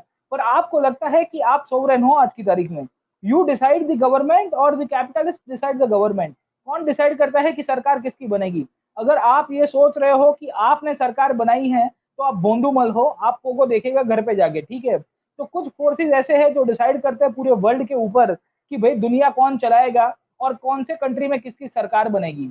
ये मूलभूत रूप से इनफैक्ट एक ऐसी विचारधारा है जहां पे क्विड प्रो क्वो का कंसेप्ट चलता है, जहां पे सरकार को मदद करने के लिए कैपिटलिस्ट आते हैं और कैपिटलिस्ट को मदद करने के लिए सरकार आती है। तो इसमें तेरी भी चुप और मेरी भी चुप रहती है। इनफैक्ट कहीं ना कहीं आप देखोगे तो कैपिटलिज्म सरकार को काफी बड़ी मात्रा में अफेक्ट करता है। आज की तारीख में आप देखिएगा तो कैपिटलिज्म के अंदर सबसे बड़ा जो इम्पैक्ट होता है वो है लॉबिंग का। आपने ये एथिक्स के अंदर पढ़ा भी होगा कि how lobbying affects the government policies and at times जो इनके नेक्सस चलता है, जो एक बहुत ही होली नेक्सस होता है, जहां पे bureaucracy, businessman and the politicians, ये बीबीपी का एक बहुत बड़ा होली ट्राइंगल है, जिसे हम लोग इनफैक्ट करप्शन के लिए बहुत ही मूलभूत जिम्मेदार गिनते हैं। उन सब में कहीं ना कहीं कैपिटलिज्म का रोल प्ले है। क्यों रोल प्ले है? क्योंकि कैपिटलिज्म के कारण मनी आया, मनी से ही पावर आता है, और जब पावर आता है तो जो पार्टीज इनफैक्ट उन्हीं को ही पैसा देती है या टिकट देती है जो उनको चुनाव जीता पाए। तो we find at times rigging of elections, government in fact पूरे के पूरे जो कैपिटलिस्ट क्लास है उनके प्रभाव में आती है, और इसके कारण इनफैक्ट कैपिटलिस्ट क्लास के हिसाब से अपनी पॉलिसीज को डिटरमाइन करेगी। आपको जान के बहुत हैरानी होगी कि आज का हमारा जो प्राइवेट एजुकेशन का जो कंसेप्ट है, खास करके स्कूल्स के अंदर, कॉलेजेस के अंदर, वहां पे बहुत बड़ा इन्फ्लुएंस कैपिटलिस्ट फोर्सेस ने किया है। और ये कैपिटलिज्म की पोल खोल के रख दी गई है आफ्टर द कोरोना, क्योंकि बड़े बड़े मंत्रियों को जब कोरोना हुआ कुछ कुछ राज्यों के अंदर, तो उनके मंत्री की ट्रीटमेंट सरकारी हॉस्पिटल में ना कराते हुए उनको प्राइवेट हॉस्पिटल में दाखिल करना पड़ा। ये चीज समझाता है कि आप पूंजीवाद के कितने अधीन आ गए हो कि आप खुद की अस्पताल नहीं बना पाए और आपको इनफैक्ट कोई प्राइवेट हॉस्पिटल के अंदर जाके इनफैक्ट ट्रीटमेंट लेनी पड़ रही है। ये चीज इनफैक्ट बहुत ही हानिकारक है। आप जब ये पोजीशन के ऊपर बैठो उसके बावजूद भी ये कंडीशन में आप कॉमन मैन का सोचिए कि कॉमन मैन के लिए कितना एक्सप्लोटेटिव होगा। In fact I have scene pictures जहां पे कैपिटलिज्म के रूप में, मतलब आपको कंफ्लिक्ट ऑफ इंटरेस्ट का एक परफेक्ट एग्जांपल मिलेगा। कुछ सालों पहले भारत के एक राज्य के अंदर आरोग्य मंत्री हुआ करते थे, हेल्थ मिनिस्टर, और उनकी बीड़ी की एक इंडस्ट्री हुआ करती थी। Can you imagine a health minister handling a industry of tobacco, and the irony was that he was drafting the tobacco policy for the state। तो ये हिपोक्रेसी की भी सीमा होती है साहब। तो पूंजीवाद की खासियत ये होती है कि आप पावर के जरिए या पैसों के जरिए जब पावर के ऊपर आते हो तो आप ही बोलोगे I am the state and my word is the law. Capitalism के अंदर ये बहुत बड़ा प्रॉब्लम है, जहां कैपिटलिज्म इनफैक्ट कहीं ना कहीं इसको पुश कराता रहता है और जुडिशरी से लेके इंडिविजुअल्स के राइट से लेके हर एक चीजों को पुश कराता है। देखो ये इनक्रेडिबल इंडिया का खेल नहीं है, ये चीज आपको अमेरिका के अंदर भी मिलेगा। कॉन्फ्लिक्ट ऑफ इंटरेस्ट आज के तत्कालिक अमेरिका के जो प्रेसिडेंट है उनके ऊपर भी लगे ही है कि भाई तुम बिजनेसमैन भी हो और तुम सरकार की पॉलिसीज को भी ड्राफ्ट कर रहे हो, तो कहीं ना कहीं तो कॉन्फ्लिक्ट तो होनी ही है साहब, ठीक है। तो अब वैसी ही पॉलिसीज बनाओगे जहां पे आपकी कंपनी को ज्यादा फायदा होगा, ठीक है। तो ये सब पर्सपेक्टिव के अंदर अगर आप समझो तो कहीं ना कहीं कैपिटलिज्म के ऊपर बहुत लोगों ने कहा कि भाई देखो ये तो मेरिटोक्रेसी को प्रभाव देता है, पर मेरिटोक्रेसी चलता नहीं है। कैपिटलिज्म में पीछे क्या चलता है, नेपोटिज्म ही चलता है। जिसके पास पैसा होगा वो अपने लड़के की पिक्चर बनाएगा via the idea of capitalism और अपने स्टार किड को लॉन्च कर देगा। बाकी अच्छे अच्छे मेरिट वाले लड़कों का क्या हाल हुआ है आपने देख ही लिया है साहब, ठीक है। तो जितने भी फ्यू इंडिविजुअल्स है वो जब मार्केट को कैप्चर करके बैठते हैं, वो जब परिस्थितियों को कैप्चर करके रखते हैं, तो आपको वो है ना वो देख कबूतर, या आपको एक बबल के अंदर रखा जाता है और कैपिटलिस्टिक फोर्सेस जो है आपको एक बबल के तहत थोड़ा बहुत लॉलीपॉप देती रहती है। एंड वी फील दैट कि भाई हमारे हाथ में पावर है, हम सोवरेन है, हमारे पास इक्वल अपॉर्चुनिटी है, हमारे पास वेल्थ का डिस्ट्रीब्यूशन ठीक हो रहा है, और अगर हमको अन्याय होगा तो जुडिशरी हमारी मदद करेगी। बट यू नो दैट कि ये जो बलून है, ये बलून कब फूटेगा कब नहीं फूटेगा किसको नहीं पता है। बट खैर ये इल्यूजनरी डेमोक्रेसी का एक कंसेप्ट आजकल बहुत सारा मीडिया के अंदर, बहुत सारे आर्टिकल्स इसके ऊपर मैं पढ़ता रहता हूँ जो कैपिटलिस्टिक डोमिनेटेड होता है। खैर तो इसके ऊपर ज्यादा बात नहीं करूंगा, बट आपको आइडिया समझ में आ गया होगा। यहाँ से ही शब्द आता है क्रोनी कैपिटलिज्म का, ठीक है। यहाँ से ही शब्द आता है क्रोनी कैपिटलिज्म का। कैपिटलिज्म का ये जो शब्द है या कैपिटलिज्म का एक वेरिएशन है, जो क्रोनी कैपिटलिज्म होता है वो क्या होता है उसको थोड़ा बहुत समझाता हूँ। अब देखिएगा क्रोनी कैपिटलिज्म का मूलभूत मतलब मैंने आपको बता ही दिया है कि आपके तीन फोर्सेस है, bureaucracy, businessman and the politicians. इन सब के बीच में एक अच्छा खासा रिस्पॉन्स हो जाए और businessman he in fact over a period of time आपकी मीडिया को भी गेन करना शुरू कर दे, आपकी मीडिया को भी चलाना शुरू कर दे, तो आपको मिल जाएगा कि आपका विकास हो चुका है। गेटिंग माय पॉइंट और नॉट, है ना। तो यहाँ पे सीसॉ चलता रहता है, बाकी आपको पता ही है पार्लियामेंट का विकास क्या हो गया। याद रखिएगा कि क्रोनी कैपिटलिज्म एक ऐसी विचारधारा है जो तीन तरह से, इनफैक्ट मैंने आपको बताया कि इसमें ब्यूरोक्रेसी इसी के अंडर में आ जाएगी, जिसका पार्ट आप भी बनने जा रहे हो, ठीक है। So what we find as a part of the crony capitalistic ideology, ये बोलता है कि भाई हम सरकार और जो व्यापारी लोग हैं उनके बीच में अच्छा संबंध बनाने की कोशिश कर रहे हैं, बट इनके बीच में संबंध स्टेट के साथ नहीं होता, इंडिविजुअल के साथ होता है और सिम्बायोटिक रिलेशनशिप होती है। मतलब कॉर्पोरेट का विकास होगा तो पॉलिटिशियन का विकास होगा, पॉलिटिशियन का विकास देके मीडिया जलेगी, मीडिया बोलेगी मैं तेरा स्टिंग कर दूंगा, गेटिंग माय पॉइंट और नॉट। पॉलिटिशियन कहेगा चल मैं तेरे को 100 करोड़ रुपए देता हूं, मेरे नाम का प्रोपेगेंडा फैला दे, गेटिंग माय पॉइंट। तो ये कंसेप्ट है ना, ये सिम्बायोटिक है। तो ये सब एक दूसरे के ऊपर इंटरडिपेंडेंट है। तो हम कहते हैं ना भाई सिस्टम बदलनी है, सिस्टम बदलनी है, तो सिस्टम बदलने का जो कंसेप्ट है ना वो आपको इनफैक्ट यहां से मिलता रहेगा और आपको यहां से फंडामेंटल चेंजेस करना है। इसके लिए जब आप एथिक्स में करप्शन का इश्यू पढ़ोगे, या इनफैक्ट अगर समय मिला तो कुछ एथिक्स का कोई 3-4 स्पेशल क्लास के अंदर आपको आइडिया समझाऊंगा कि करप्शन को डील करने के लिए सिस्टमिक रिफॉर्म्स की जरूरत है और दूसरा सिस्टमैटिक रिफॉर्म्स। सिस्टमिक रिफॉर्म्स जो आते हैं वो यहां से ही आते हैं जहां पे आपको इलेक्ट्रल रिफॉर्म्स करना है और उसके पहले एथिकल रिफॉर्म्स की जरूरत है। और वो एथिकल रिफॉर्म्स आपको कोई किताबों के अंदर नहीं मिलेंगे। उसके लिए तो आपका कॉन्शियस, आपकी जो मन की बात है या आपकी जो अंतरात्मा है ना, वो आपको सुधारनी पड़ेगी, तब जाके होता है। ठीक है, यथा प्रजा तथा राजा, जैसी आपकी प्रजा होगी वैसा ही आपका राजा आएगा। हम स्वीकार रहे हैं, इसके लिए वो तांडव कर रहा है। जिस दिन हमने स्वीकारना बंद कर दिया उस दिन तांडव सबका चला जाएगा। ठीक है, तो कहने की बात यह है कि जब आपका क्रोनी कैपिटलिज्म होता है तो उसमें कैपिटलिज्म में तो फायदा ये था कि हम सब लोग सोच सकते हैं कि भाई अपन भी करोड़पति बनेंगे। क्रोनी कैपिटलिज्म में ऐसा होगा कि कुछ गिने चुने लोगों को फेवरेट कर दिया जाएगा बाय द गवर्नमेंट, और गवर्नमेंट उनको अलग अलग प्रकार की रियायतें देगी, ग्रांट्स देगी, इंसेंटिव्स देगी, हॉलीडेज देगी, टैक्सेशन में माफी दे देगी, जमीन का टुकड़ा फुकट के भाव में दे देगा। जो लैंड का प्राइस 100 करोड़ रुपया होगा उसको बोलेगा कि तुम 10 रुपए में लेके जाओ। फिर उसके बाद कोई आईएएस ऑफिशियल उसका फाइल बाहर निकालता है और फिर सरकार उसको ट्रांसफर कर देगी। ठीक है, तो you find multiple cases in the form of crony capitalism. और ये कंडीशन में आपको बहुत सारे स्कैंडल्स मिलेंगे, बहुत सारे स्कैम्स मिलेंगे। फ्री मार्केट तो खाली आपको नाम का मिलेगा, क्योंकि वही लोग इनफैक्ट पिन से लेके प्लेन बना रहे होंगे। रूल ऑफ लॉ को कंप्लीटली डिटोरिएट कर दिया जाता है। कानून का शासन हम लोग जिसे कहते हैं, तो कानून का शासन खाली और खाली आपका जो सोसाइटी का लोअर क्लास है उसके लिए होगा। इनफैक्ट आप जान के आप देखेगा, इनफैक्ट जितने भी आपके जो भी क्राइम रिकॉर्ड्स ब्यूरो के अगर आपने डेटा देखा है और उसमें सोशियो इकोनॉमिक प्रोफाइलिंग किया होगा, देखेगा कि लोअर मिडिल क्लास से और poorest of the poor section से जो जुड़ने वाले लोग हैं उनके अंदर क्राइम एक्टिविटीज बहुत ज्यादा है, या उनको कन्विक्शन रेट ज्यादा हो जाती है। कन्विक्शन का मतलब है कि उनके ऊपर जब एक्विजिशन लगा है उसके बाद उनको सजा पड़ जाती है। और बाकी जो मिडिल क्लास है या हायर मिडिल क्लास है उसके ऊपर आरोप तो लगते हैं कि भाई इसने भी भ्रष्टाचार किया, इसने भी करप्शन किया, पर वो छूट जाता है। ठीक है, वो क्यों छूट जाए वो उसके ऊपर नहीं जाएंगे, पर ये क्रोनी कैपिटलिज्म का ही आउटकम है। हर एक जगह के ऊपर एक्सप्लॉइटेशन होगा and the wealth will be concentrated only among the few individuals. वो गिने चुने लोग होते हैं।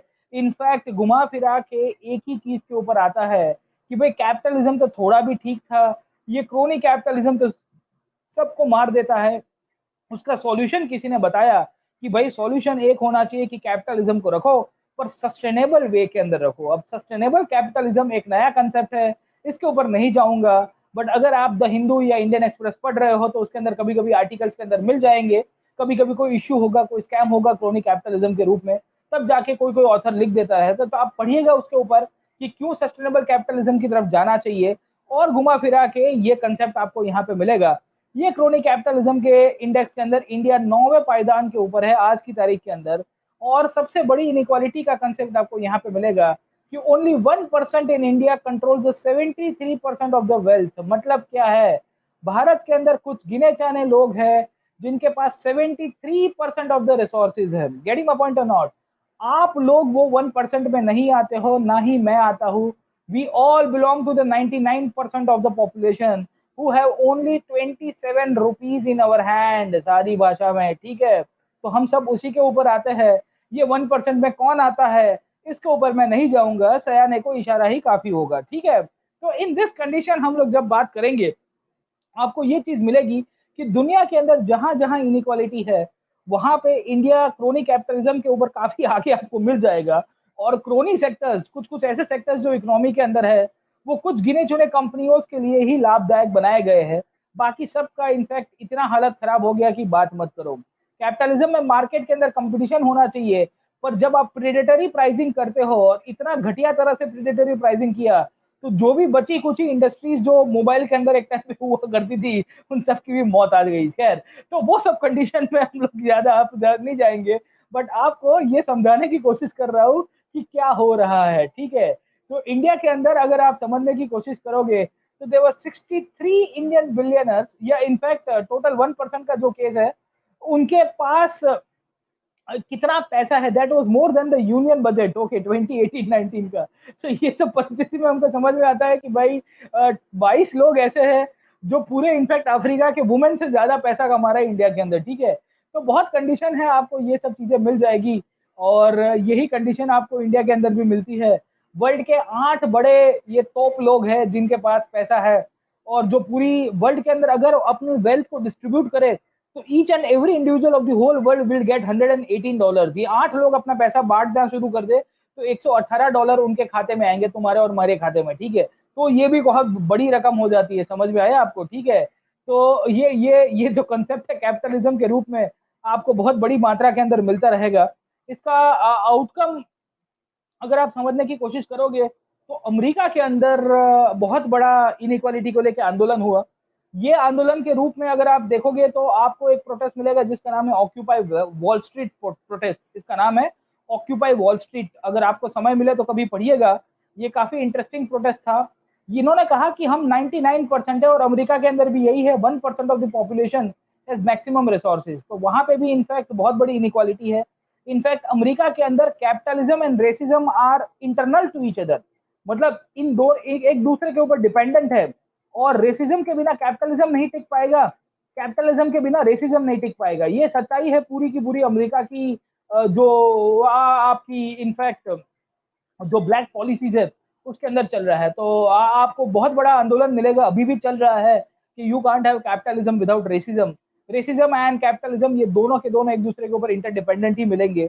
और अमेरिका हो या इंडिया हो, सब जगह के ऊपर आपको यही चीज मिलती रहती है। खैर, तो ये तो एक ब्रीफ आइडिया था हमने कैपिटलिज्म का समझने के लिए।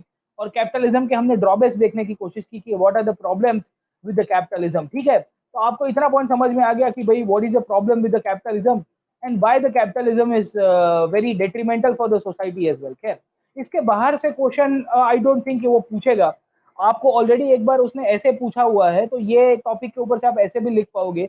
ये 25-30 स्लाइड से उसके ऊपर आराम से आप निबंध भी लिख पाओगे। खैर, क्योंकि कंटेंट यहाँ पे मिल गया, आप खाली फॉर्मेलाइज ही कर रहे हो, उसको फ्रेमवर्क में लेके आना है आपको। ठीक है, तो ऐसे के ऊपर आपको और भी क्लासेस मिल जाएंगे यहाँ प्लस के ऊपर। तो आप किसी एक एजुकेटर का देखिएगा कौन कराता है ऐसे अच्छा। आई गेस रोमन सैनी अच्छा कराते हैं, ठीक है, और कोई टीचर भी कराते होंगे। तो किसी, हाँ, रोमन सर अच्छा, अवधेश सर कराते हैं, ठीक है। तो किसी एक का देख लीजिएगा, आपको पॉइंट तो यही मिल जाएंगे, बट ये पॉइंट आपको यहाँ पे मिलेंगे। चलिए ठीक है, आगे चलते हैं। Let us proceed and let us see the socialism. अब हम लोग चले जाते हैं, let us see the topic of socialism. ठीक है, मैं जस्ट पानी पी लेता हूँ और उसके बाद फिर से सोशलिज्म के ऊपर शुरू करता हूँ। आई थॉट कि मैं 11:30 बजे तक आते आते आज पूरा कैपिटलिज्म सोशलिज्म सब कुछ निपटा दूंगा। तो अभी तो कैपिटलिज्म को कंप्लीट किया है, तो सोशलिज्म को तो करते कराते पता नहीं कितना टाइम लगेगा। लेट्स सी कितना टाइम लगता है।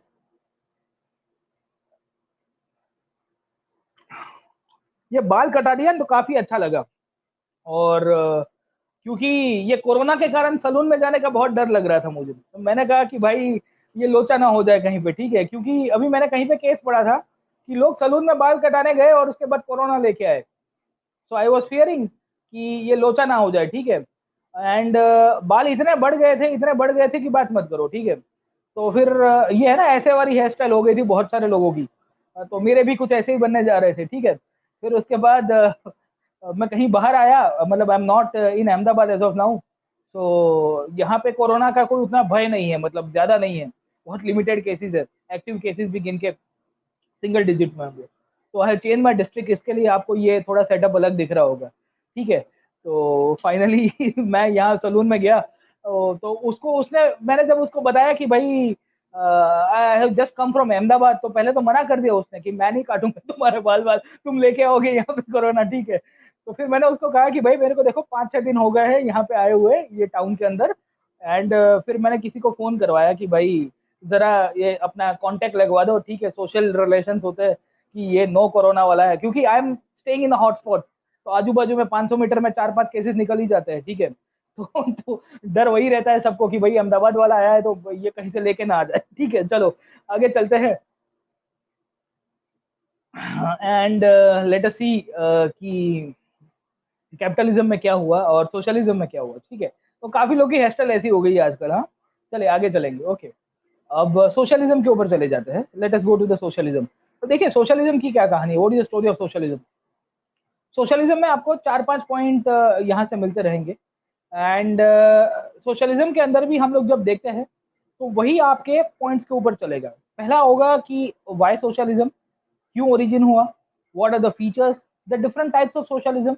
हाँ, थिंकर्स थे इसमें, कार्ल मार्क्स थे, लुई ब्लैंक थे, रॉबर्ट ओवन थे, और चार्ल्स फूरियर जैसे लोग हुआ करते थे। इसके भी advantage disadvantage, critical condition and current relevance. ठीक है, तो ये 5-6 पॉइंट के ऊपर सोशलिज्म को देखेंगे और समझने की कोशिश करेंगे कि सोशलिज्म कैसे चलता है। और सोशलिज्म कम्युनिज्म एक दूसरे के साथ पैरेलल भी देखेंगे। विल ट्राई टू सी कि how they are interrelated to each other and what are the differences between the same as well. ठीक है, तो दोनों पॉइंट के ऊपर आऊंगा, I come to the both the points. ठीक है, तो एक एक करके समझाते हैं उसके ऊपर और समझने की कोशिश करते हैं कि सोशलिज्म के ऊपर कैसे डेवलपमेंट हुआ, किस तरह से डेवलपमेंट होता है। ठीक है, तो मैंने आपको ये पॉइंट समझा दिए है। ये फ्रेमवर्क हमेशा याद रखें, कोई भी इज्म पढ़ो आप, कोई भी हो, जैसे नक्सलिज्म है, नक्सलवाद कहते हैं हम लोग, तो ये 5-6 पॉइंट ही आपको मिलेंगे उसके अंदर से। तो आप कोई भी चीज को तोड़ोगे तो आपको यहाँ से मिलेगा रेलेवेंस क्या है उसका। क्रिटिसिज्म एक पॉइंट आ गया, you can include the criticism.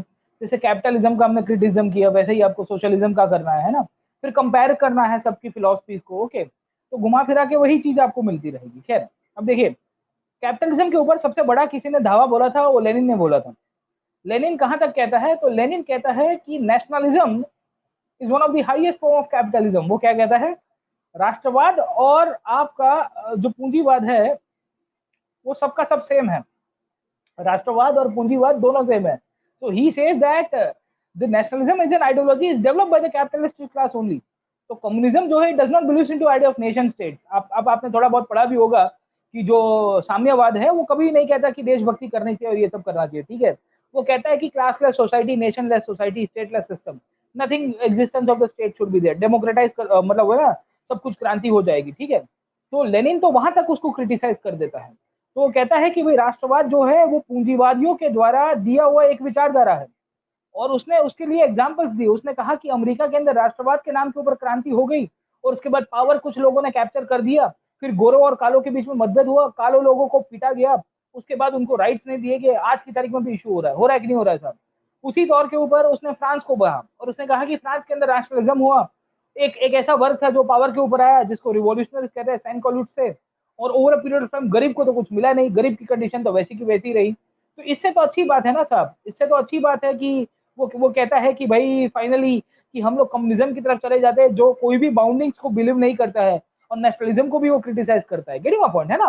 तो ये पॉइंट के ऊपर हमको कहीं ना कहीं ये जो नेशनलिस्टिक फिलॉसफी है उसको क्रिटिसाइज करने का पॉइंट भी मिल जाएगा। तो रीडर ऑफ बाउंड्री जो है वो लेनिन के हिसाब से कुछ अलग है। ठीक है, तो मैं जब रशियन रिवॉल्यूशन में आऊंगा तो आपको समझाऊंगा थोड़ा बहुत, और कोल्ड वॉर के अंदर जो रीडर ऑफ बाउंड्री का कंसेप्ट चलता है उसके ऊपर भी डिस्कस करेंगे।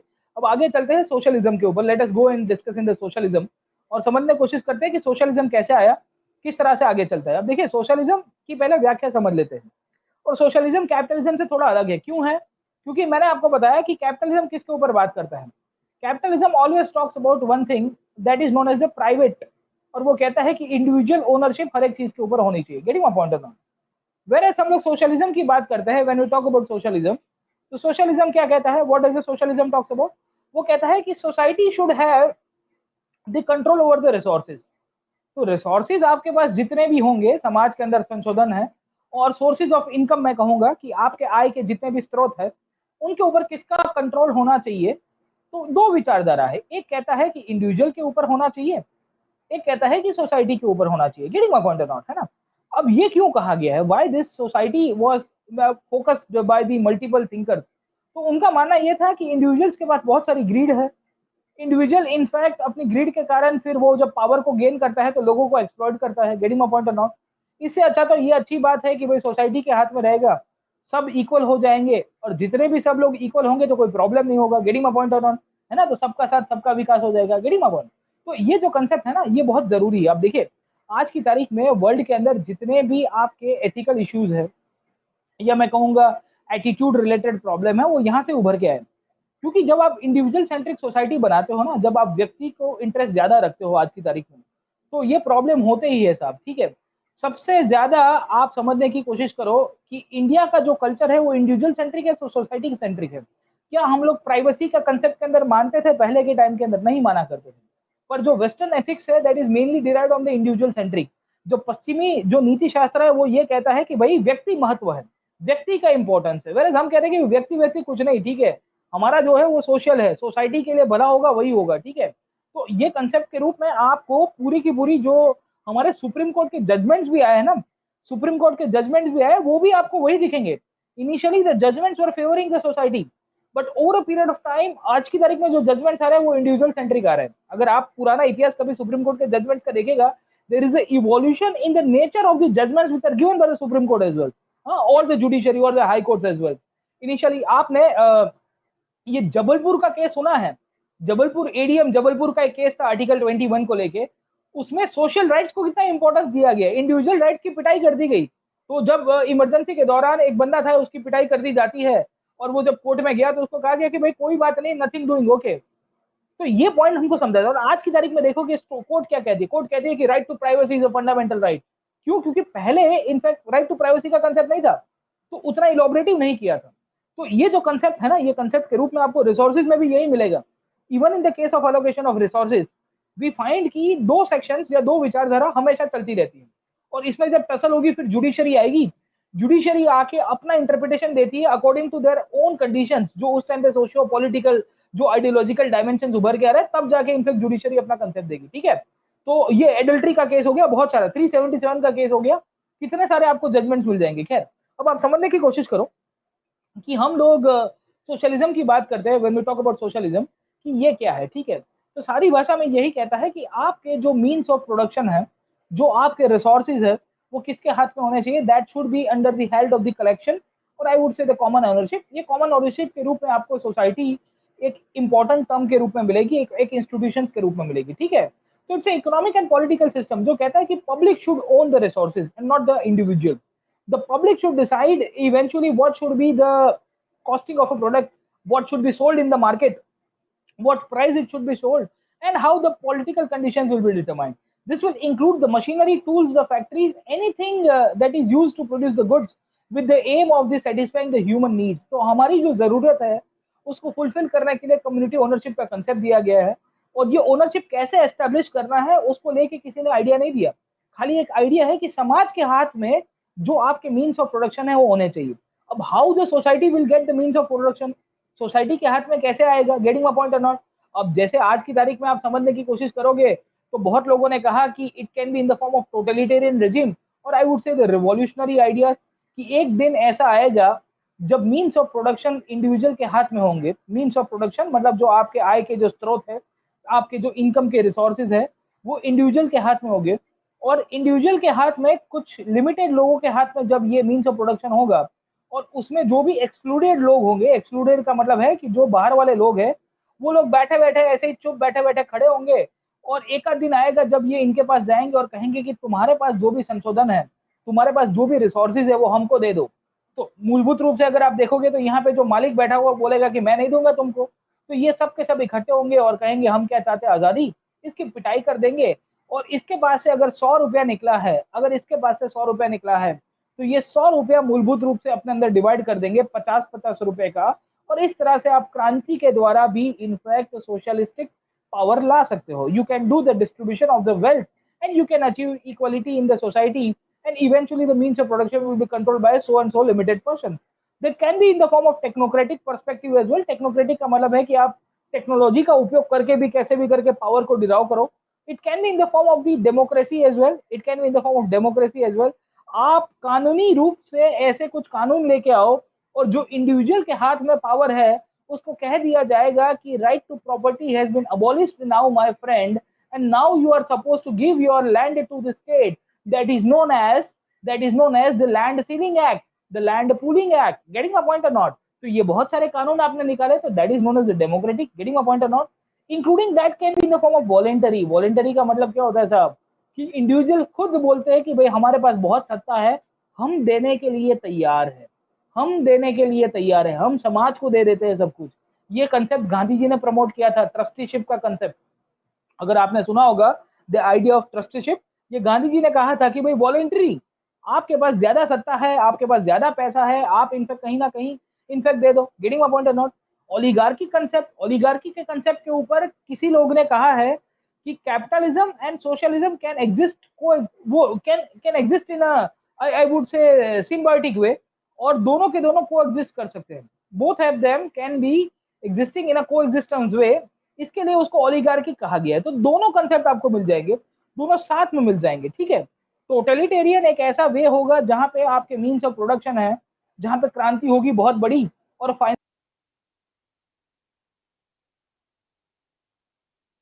नेशनलाइज हो चुकी है। अब आपके पास कोई प्राइवेट कंसेप्ट नहीं रहेगा। ये जो नेशनलाइजेशन का कंसेप्ट है, क्या स्टक हो गया, इज इट स्टॉपिंग और व्हाट? हेलो, अब मेरा तो बढ़िया चल रहा है साहब, नहीं आ रहा है?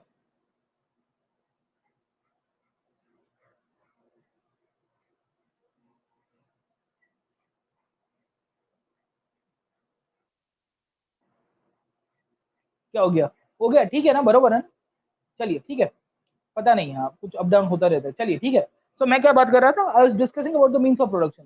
तो मैं आपको ये समझा रहा था कि मीन्स ऑफ प्रोडक्शन जो है, मीन्स ऑफ प्रोडक्शन है वो अलग अलग रास्तों से इनफैक्ट आ सकते हैं। कोई क्रांति के द्वारा आ सकता है, कोई इवोल्यूशनरी हो सकता है, कोई कहेगा कि मैं ग्रेजुअल करके दूंगा, किसी ने कहा कि हम डेमोक्रेटाइज करके करेंगे और मीन्स ऑफ प्रोडक्शन हमारे हाथ में लेंगे। आज की तारीख में भारत ने कौन सा ऑब्जेक्ट अपनाया है? भारत ने ये कहा है कि the means of production will be democratise, it will be under the democratic government, the government will pass a law, after passing the law the means of production and the sources of income will be able to take over by the government and the government will be distributing among the poor people, ठीक है? तो ये concept के अंदर आपको ये point मिलेगा। Technocratic वे एक ऐसा वे होगा जहां पे आप जब मॉडर्न वर्ल्ड के अंदर चले जाओगे और टेक्नोलॉजिकल इंटरवेंशन के द्वारा आप कहीं ना कहीं मीन्स ऑफ प्रोडक्शन को कंट्रोल करोगे। तो ये है ना साइंटिफिक पर्सपेक्टिव है, जहां पे इसकी विचारधारा मार्क्स ने दी थी, जो साइंटिफिक सोशलिज्म के रूप में है। अभी थोड़ी देर के बाद आता हूँ कि साइंटिफिक सोशलिज्म क्या होता है, ठीक है? तो will come back to that point, I discuss about the Marxism, हम लोग बहुत सारे इजम्स के ऊपर डिस्कस करेंगे। बट ये पॉइंट आपको समझ में आया कि क्या चीजें चल रही है। अब आज की तारीख में सरकार जो प्राइवेटाइज कर रही है, it's a very secondary point and that is part of the GS paper 3. I'll not go into the GS paper 3. I'll stick myself to the GS paper 1 only, ठीक है? अब समझने की कोशिश करते हैं कि आपका सोशलिज्म जो है, आपका सोशलिज्म है उसके फीचर्स क्या होते हैं, what are the features of socialism. जैसे हमने प्रीवियस क्लास के अंदर बताया था कि कैपिटलिज्म के कुछ कुछ फीचर्स है, हमने कोर फीचर्स को पढ़ा था प्रीवियस क्लास के अंदर, याद आया कि नहीं आया? तो in the previous class we had discuss the core features of capitalism, और मैंने आपको बताया था कि इंडिविजुअल को महत्व दिया जाए, गवर्नमेंट का कोई रोल नहीं होगा, और इंडिविजुअल कंपटीशन के द्वारा मार्केट के अंदर पूरी की पूरी सिस्टम चलाएगा। उसी तौर के ऊपर हम लोग जब समाजवाद की बात करते हैं, जब हम लोग सोशलिज्म की बात करते हैं, तो socialism also has its own way, और सोशलिज्म के खुद के भी आपको इनफैक्ट कहीं ना कहीं एक फीचर्स मिलेंगे। अब क्या क्या फीचर्स है याद रखिएगा। Socialism believes into the idea of collectivism. Collectivism का मतलब क्या है कि कलेक्टिव ओनरशिप, है ना? हम लोग कहेंगे कलेक्टिव है और पीछे इज्म लगता है, समझ में आ रहा है कि नहीं आ रहा है? तो ये सामूहिकवाद के ऊपर चलता है, ये सबके साथ लेके चलता है, और कहता है कि सोसाइटी इज द की, सोसाइटी इज द क्रक्स। समाज के हाथ में जितने भी आपके मीन्स ऑफ प्रोडक्शन है, आपके इनकम के सोर्सेज है, जितने भी रिसोर्सेज, वो सब सोसाइटी के हाथ में होंगे। Individuals are part of the society, if the society is happy the individual will be happy as well. Whereas capitalism क्या कहता है, individual should be happy, society का कोई मतलब नहीं होना चाहिए। गेटिंग माय पॉइंट और नॉट, है ना? तो ये प्रॉब्लम आपको बहुत मिलता रहेगा, जो कंटिन्यूसली कॉन्फ्लिक्ट के ऊपर मिलता रहता है, और इसके कारण जो इंडिविजुअल हैप्पीनेस की बात करता है, उसके अंदर इनफैक्ट आपको ये सोशलिज्म के अगेंस्ट में आपको एक पूरा आइडिया मिलता रहेगा, ठीक है? तो individuals are part of the society, और उनको प्रायोरिटी नहीं देना है, आपको यही देखना है कि सोसाइटी का फायदा कहाँ हो रहा है। आप देखिए कि यही कंसेप्ट के ऊपर, ये सोशलिज्म के कंसेप्ट के ऊपर गुजरात में आज की तारीख में दारूबंदी लगाई हुई है। अभी किसी ने आर्टिकल 21 का सहारा लेके गुजरात हाईकोर्ट में PIL डाल दी और कहा कि right to privacy is also include the right to bottle as well. If I am drinking bottle in my own private places, what is wrong in that? हाँ, तो फिर स्टेट का जो हमारा एडवोकेट जनरल था वो पहुंच गए भाई साहब, और फिर सॉलिसिटर जनरल, बाकी जितने भी वकीलों की फौज थी वो पहुंची वहां पे, और कहा कि भाई योर ड्रिंकिंग बाटली will a problem, will create a problem in the society, क्योंकि फिर आप रात को गाड़ी लेके चलोगे, फुटपाथ के ऊपर किसी के ऊपर चढ़ा दिया तो प्रॉब्लम क्रिएट होगा। रात को 2 बोतल ज्यादा पी गए, बीवी बच्चों की पिटाई कर दी तो प्रॉब्लम होगा। तो तुम्हारी खुशी है, बरोबर है, पर तुम्हारी खुशी के कारण समाज को नुकसान हो रहा है, उसका कौन करेगा? who will pay up for the societal loss at that time? तो कोर्ट ने कहा कि योर सजेशन गुड सजेशन, हाँ भाई मैं नहीं सुनूंगा इसको, ठीक है? तो उसके बाद फिर ये article 21 and right to privacy of drinking bottle, और इवेंचुअली वो struck down in the Gujarat high court. तो कहने की बात ये है कि भाई सोसाइटी जो है वो सोसाइटल वेलफेयर के ऊपर चलता है, ठीक है? तो आप जो जो सोच रहे हो कि भाई इंडिविजुअल सेंट्रिक, अब यही चीज इनफैक्ट शायद कहीं और स्टेट में हो गई होती या कहीं वेस्टर्न कंट्रीज में हो गई होगी, तो उसमें बोल दिया जाता कि नहीं भाई व्यक्तिगत हितों को ज्यादा महत्व दिया जाए, वो लिबर्टी है, उसको कुछ भी करना है कर सकता है, ठीक है? बट ये नहीं मिलेगा आपको। दूसरा क्या होगा कि प्राइवेट प्रॉपर्टी का कंसेप्ट होगा तो बहुत ही लिमिटेड होगा, वरना नहीं होगा। हमने क्या किया है कि प्राइवेट प्रॉपर्टी का कंसेप्ट को अलाउ किया है, we have allowed private property, but we have made sure कि private property should be restricted at certain point of time, जैसे हमने एग्रीकल्चर के अंदर किया कि नहीं किया? और लैंड रिफॉर्म्स क्यों लाए हमने, why we want for the land reform, we went for the land reform because of this thing only.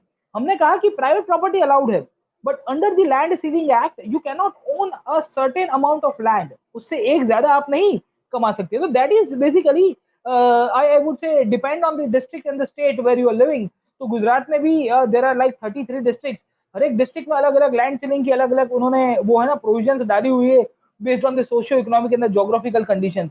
But कहने की बात यह है कि स्टेट को कंट्रोल होना चाहिए, और स्टेट एट टाइम जो कंप्लीट सोशलिज्म के ऊपर चलता है वो तो यहाँ तक कह देता है कि each and every aspect of the property is controlled by the state.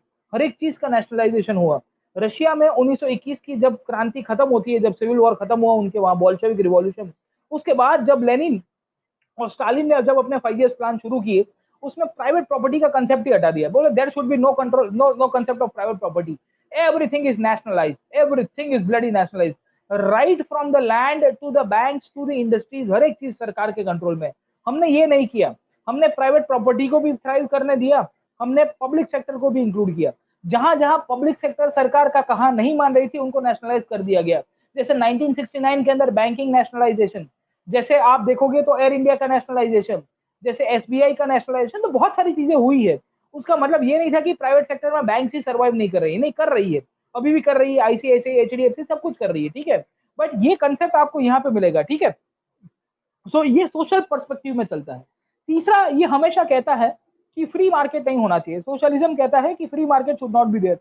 Free market होगा तो एक्सप्लॉयटेशन होगा, फ्री मार्केट होगा तो मोनोपोली क्रिएट होगी, फ्री मार्केट होगा कंपटीशन होगा, प्राइसेस बढ़ेंगे, ओलिगोपोली चली जाएगी, बहुत इश्यूज होंगे, और फिर कंसंट्रेशन ऑफ वेल्थ, क्योंकि प्राइवेट सेक्टर जो फ्री मार्केट में प्रॉफिट कमाएगा वो इतनी सारी संपत्ति इकट्ठी करेगा, वो इतनी सारी प्रॉपर्टी इकट्ठी करेगा, और उसके कारण क्या क्रिएट होगा, फिर उसके कारण इनइक्वालिटी होगी। इसकी जगह the state will take an active part in the economy. आप इनफैक्ट हमने कैपिटलिज्म में पढ़ा था, जॉन मेनार्ड केन्स ने कहा था कि स्टेट को एक्टिव रोल करना चाहिए पर एक हद से ज्यादा नहीं करना चाहिए। जॉन मेनार्ड केन ने कहा था कि state should act as a facilitator. Facilitator का मतलब यह है कि आपको ऐसी पॉलिसीज बनानी पड़ेगी, आपको ऐसे कंड्यूसिव प्रोग्राम्स बनाने पड़ेंगे जहां पे economic growth, demand supply manage रहे। यहाँ पे ये कह रहा है कि नहीं, डिमांड सप्लाई तो आपको मैनेज करना ही है, आप ही प्रोडक्शन करोगे, आप ही सप्लाई करोगे और आप ही डिमांड क्रिएट कराओगे, तो the state will create each and everything.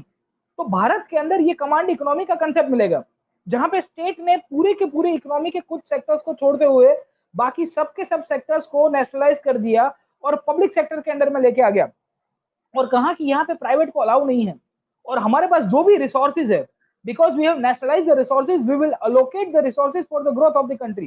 तो 5 इयर्स प्लान लेके आए। वो प्लानिंग का वो सुरसुरिया निकल गया, वो बात अलग है, उसको मैं पोस्ट इंडिपेंडेंस इंडिया की जब इकोनॉमिक हिस्ट्री में पढ़ाऊंगा तब उसके ऊपर डिस्कस करूंगा। तो I am not going into the पीपुडी of the planning, what happened with the planning. The planning as an ideology was not bad, the problem was in the execution sir. आप in fact विचारधारा तो बहुत अच्छी रख रहे हो, पर उसको लागू करने के लिए आपको जो भी प्रावधान करने पड़ते हैं उसमें मार खा गए। क्यों मार खा गए, उसमें लंबी कहानी है। यही चीज आपके लॉकडाउन में भी हुआ साहब। तो गवर्नमेंट की पॉलिसीज में कोई प्रश्न नहीं होता है, उसको कैसे एग्जीक्यूट और इंप्लीमेंट किया जाता है उसमें बहुत बड़ा प्रश्न आता है। तो आप जब सेंट्रलाइज प्लानिंग की मॉडल के ऊपर गए, और जब आप सोशलिज्म के ऊपर, और ये कोर सोशलिज्म है, आप कहीं पे भी चले जाओ, you go to Vietnam, you go to Cuba, you go to Russia, वहां पे आपको ये 5 ईयर प्लान मिलेंगे। इनफैक्ट आपको ये चाइना के अंदर भी मिल जाएंगे, इस प्रकार के अलग अलग प्लान ये सेंट्रलाइज कंट्रोल के ऊपर चलते ही है, ठीक है। और गवर्नमेंट आज की तारीख में भी नेशनलाइज करके रखी है बहुत सारी कंपनीज को, जहां चाइना के अंदर जो जो है ना, गवर्नमेंट देखती है कि उनके इंटरेस्ट कहाँ पे क्लैश हो रहे हैं, ठीक है। तो every time we find this kind of things. Okay, free market का कंसेप्ट नहीं मिलेगा, सरकार बोलेगी कि ये बाजार है, धंधा करना है तो करो वरना निकलो यहाँ से, ठीक है।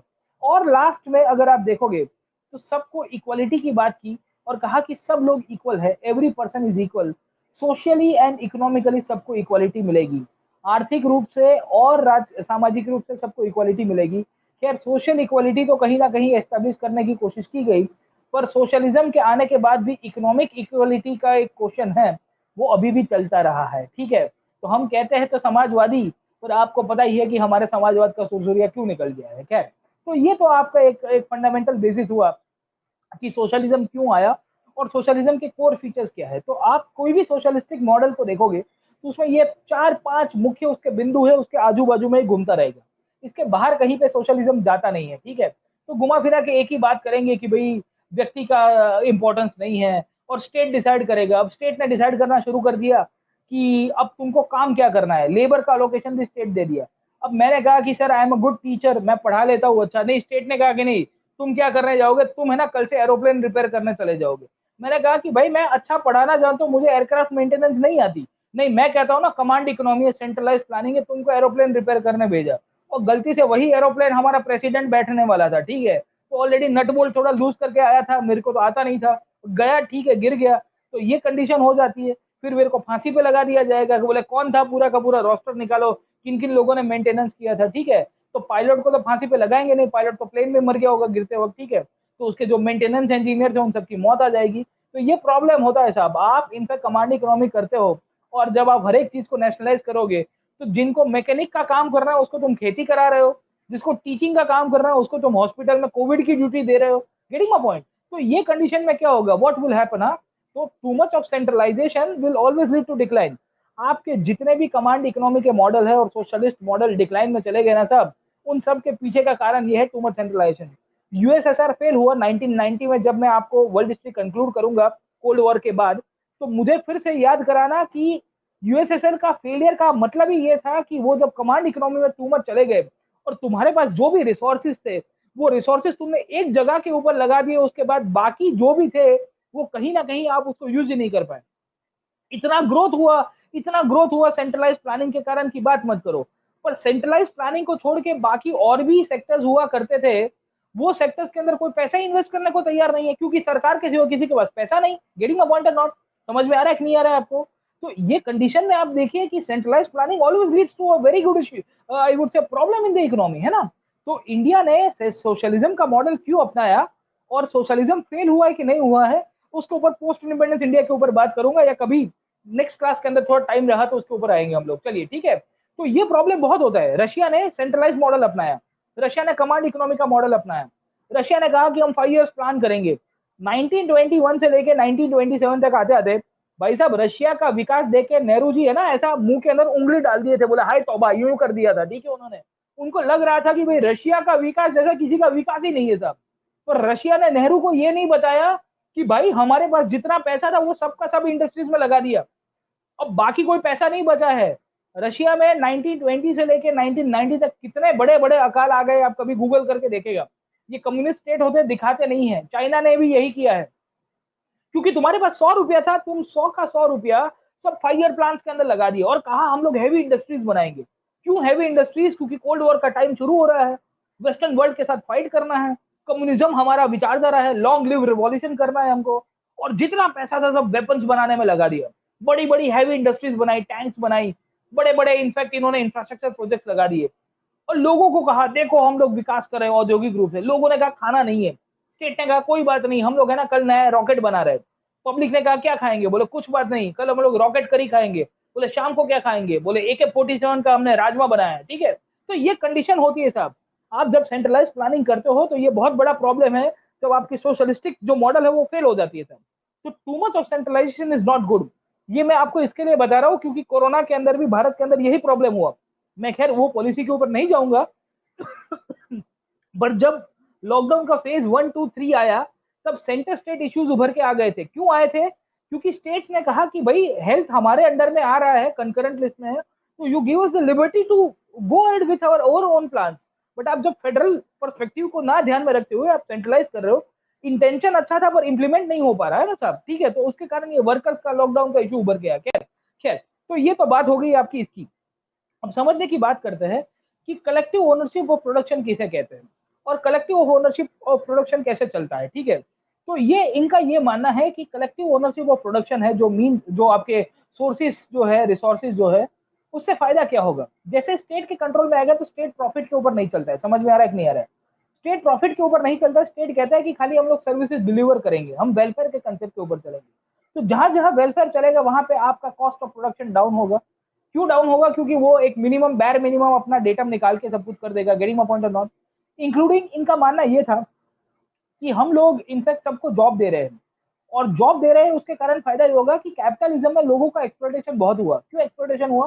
क्योंकि लोग जब एक इंडस्ट्री में काम करते थे सुबह से शाम उनको मोनोटोनस जॉब करना पड़ता था, हम उनको अलग अलग जॉब में रख रहे हैं। पर प्रॉब्लम ये हुआ कि एक है ना कारीगर को आपने खेती करने भेज दिया और मेरे जैसे टीचर को आप विमान का मेंटेनेंस करवाने भेज देते हो कोर्स करा के, तो प्रॉब्लम तो होना ही है। बट इनका मानना यह था कि ये डाइवर्सिटी आएगा, समाज के अंदर इक्वालिटी आएगी और सबके पास एक ही प्रकार की जॉब होगी, तो इसके क्लास क्लास कंफ्लिक्ट नहीं होगी, आपके बीच में टकराव नहीं होगा, आपके बीच में लड़ाई नहीं होगी। और फाइनली एक रियल डेमोक्रेसी के रूप में जाओगे, जहां सब लोग बराबर है, सब बराबर, सब बराबर, जिसे हम लोग कहते हैं बंधुत्व, that is known as the fraternity. तो ये कंसेप्ट के ऊपर सोशलिज्म की विचारधारा पॉपुलर हुई। अब प्रश्न ये हुआ कि ये कहां से आया, हाउ इट ओरिजिनेटेड, ये इसका डेवलपमेंट कहां से होता है। ये आइडियल स्टेट है, इसी को ही हम लोग यूटोपियनिज्म भी कहते हैं। क्या कहते हैं? It is known as यूटोपियनिज्म।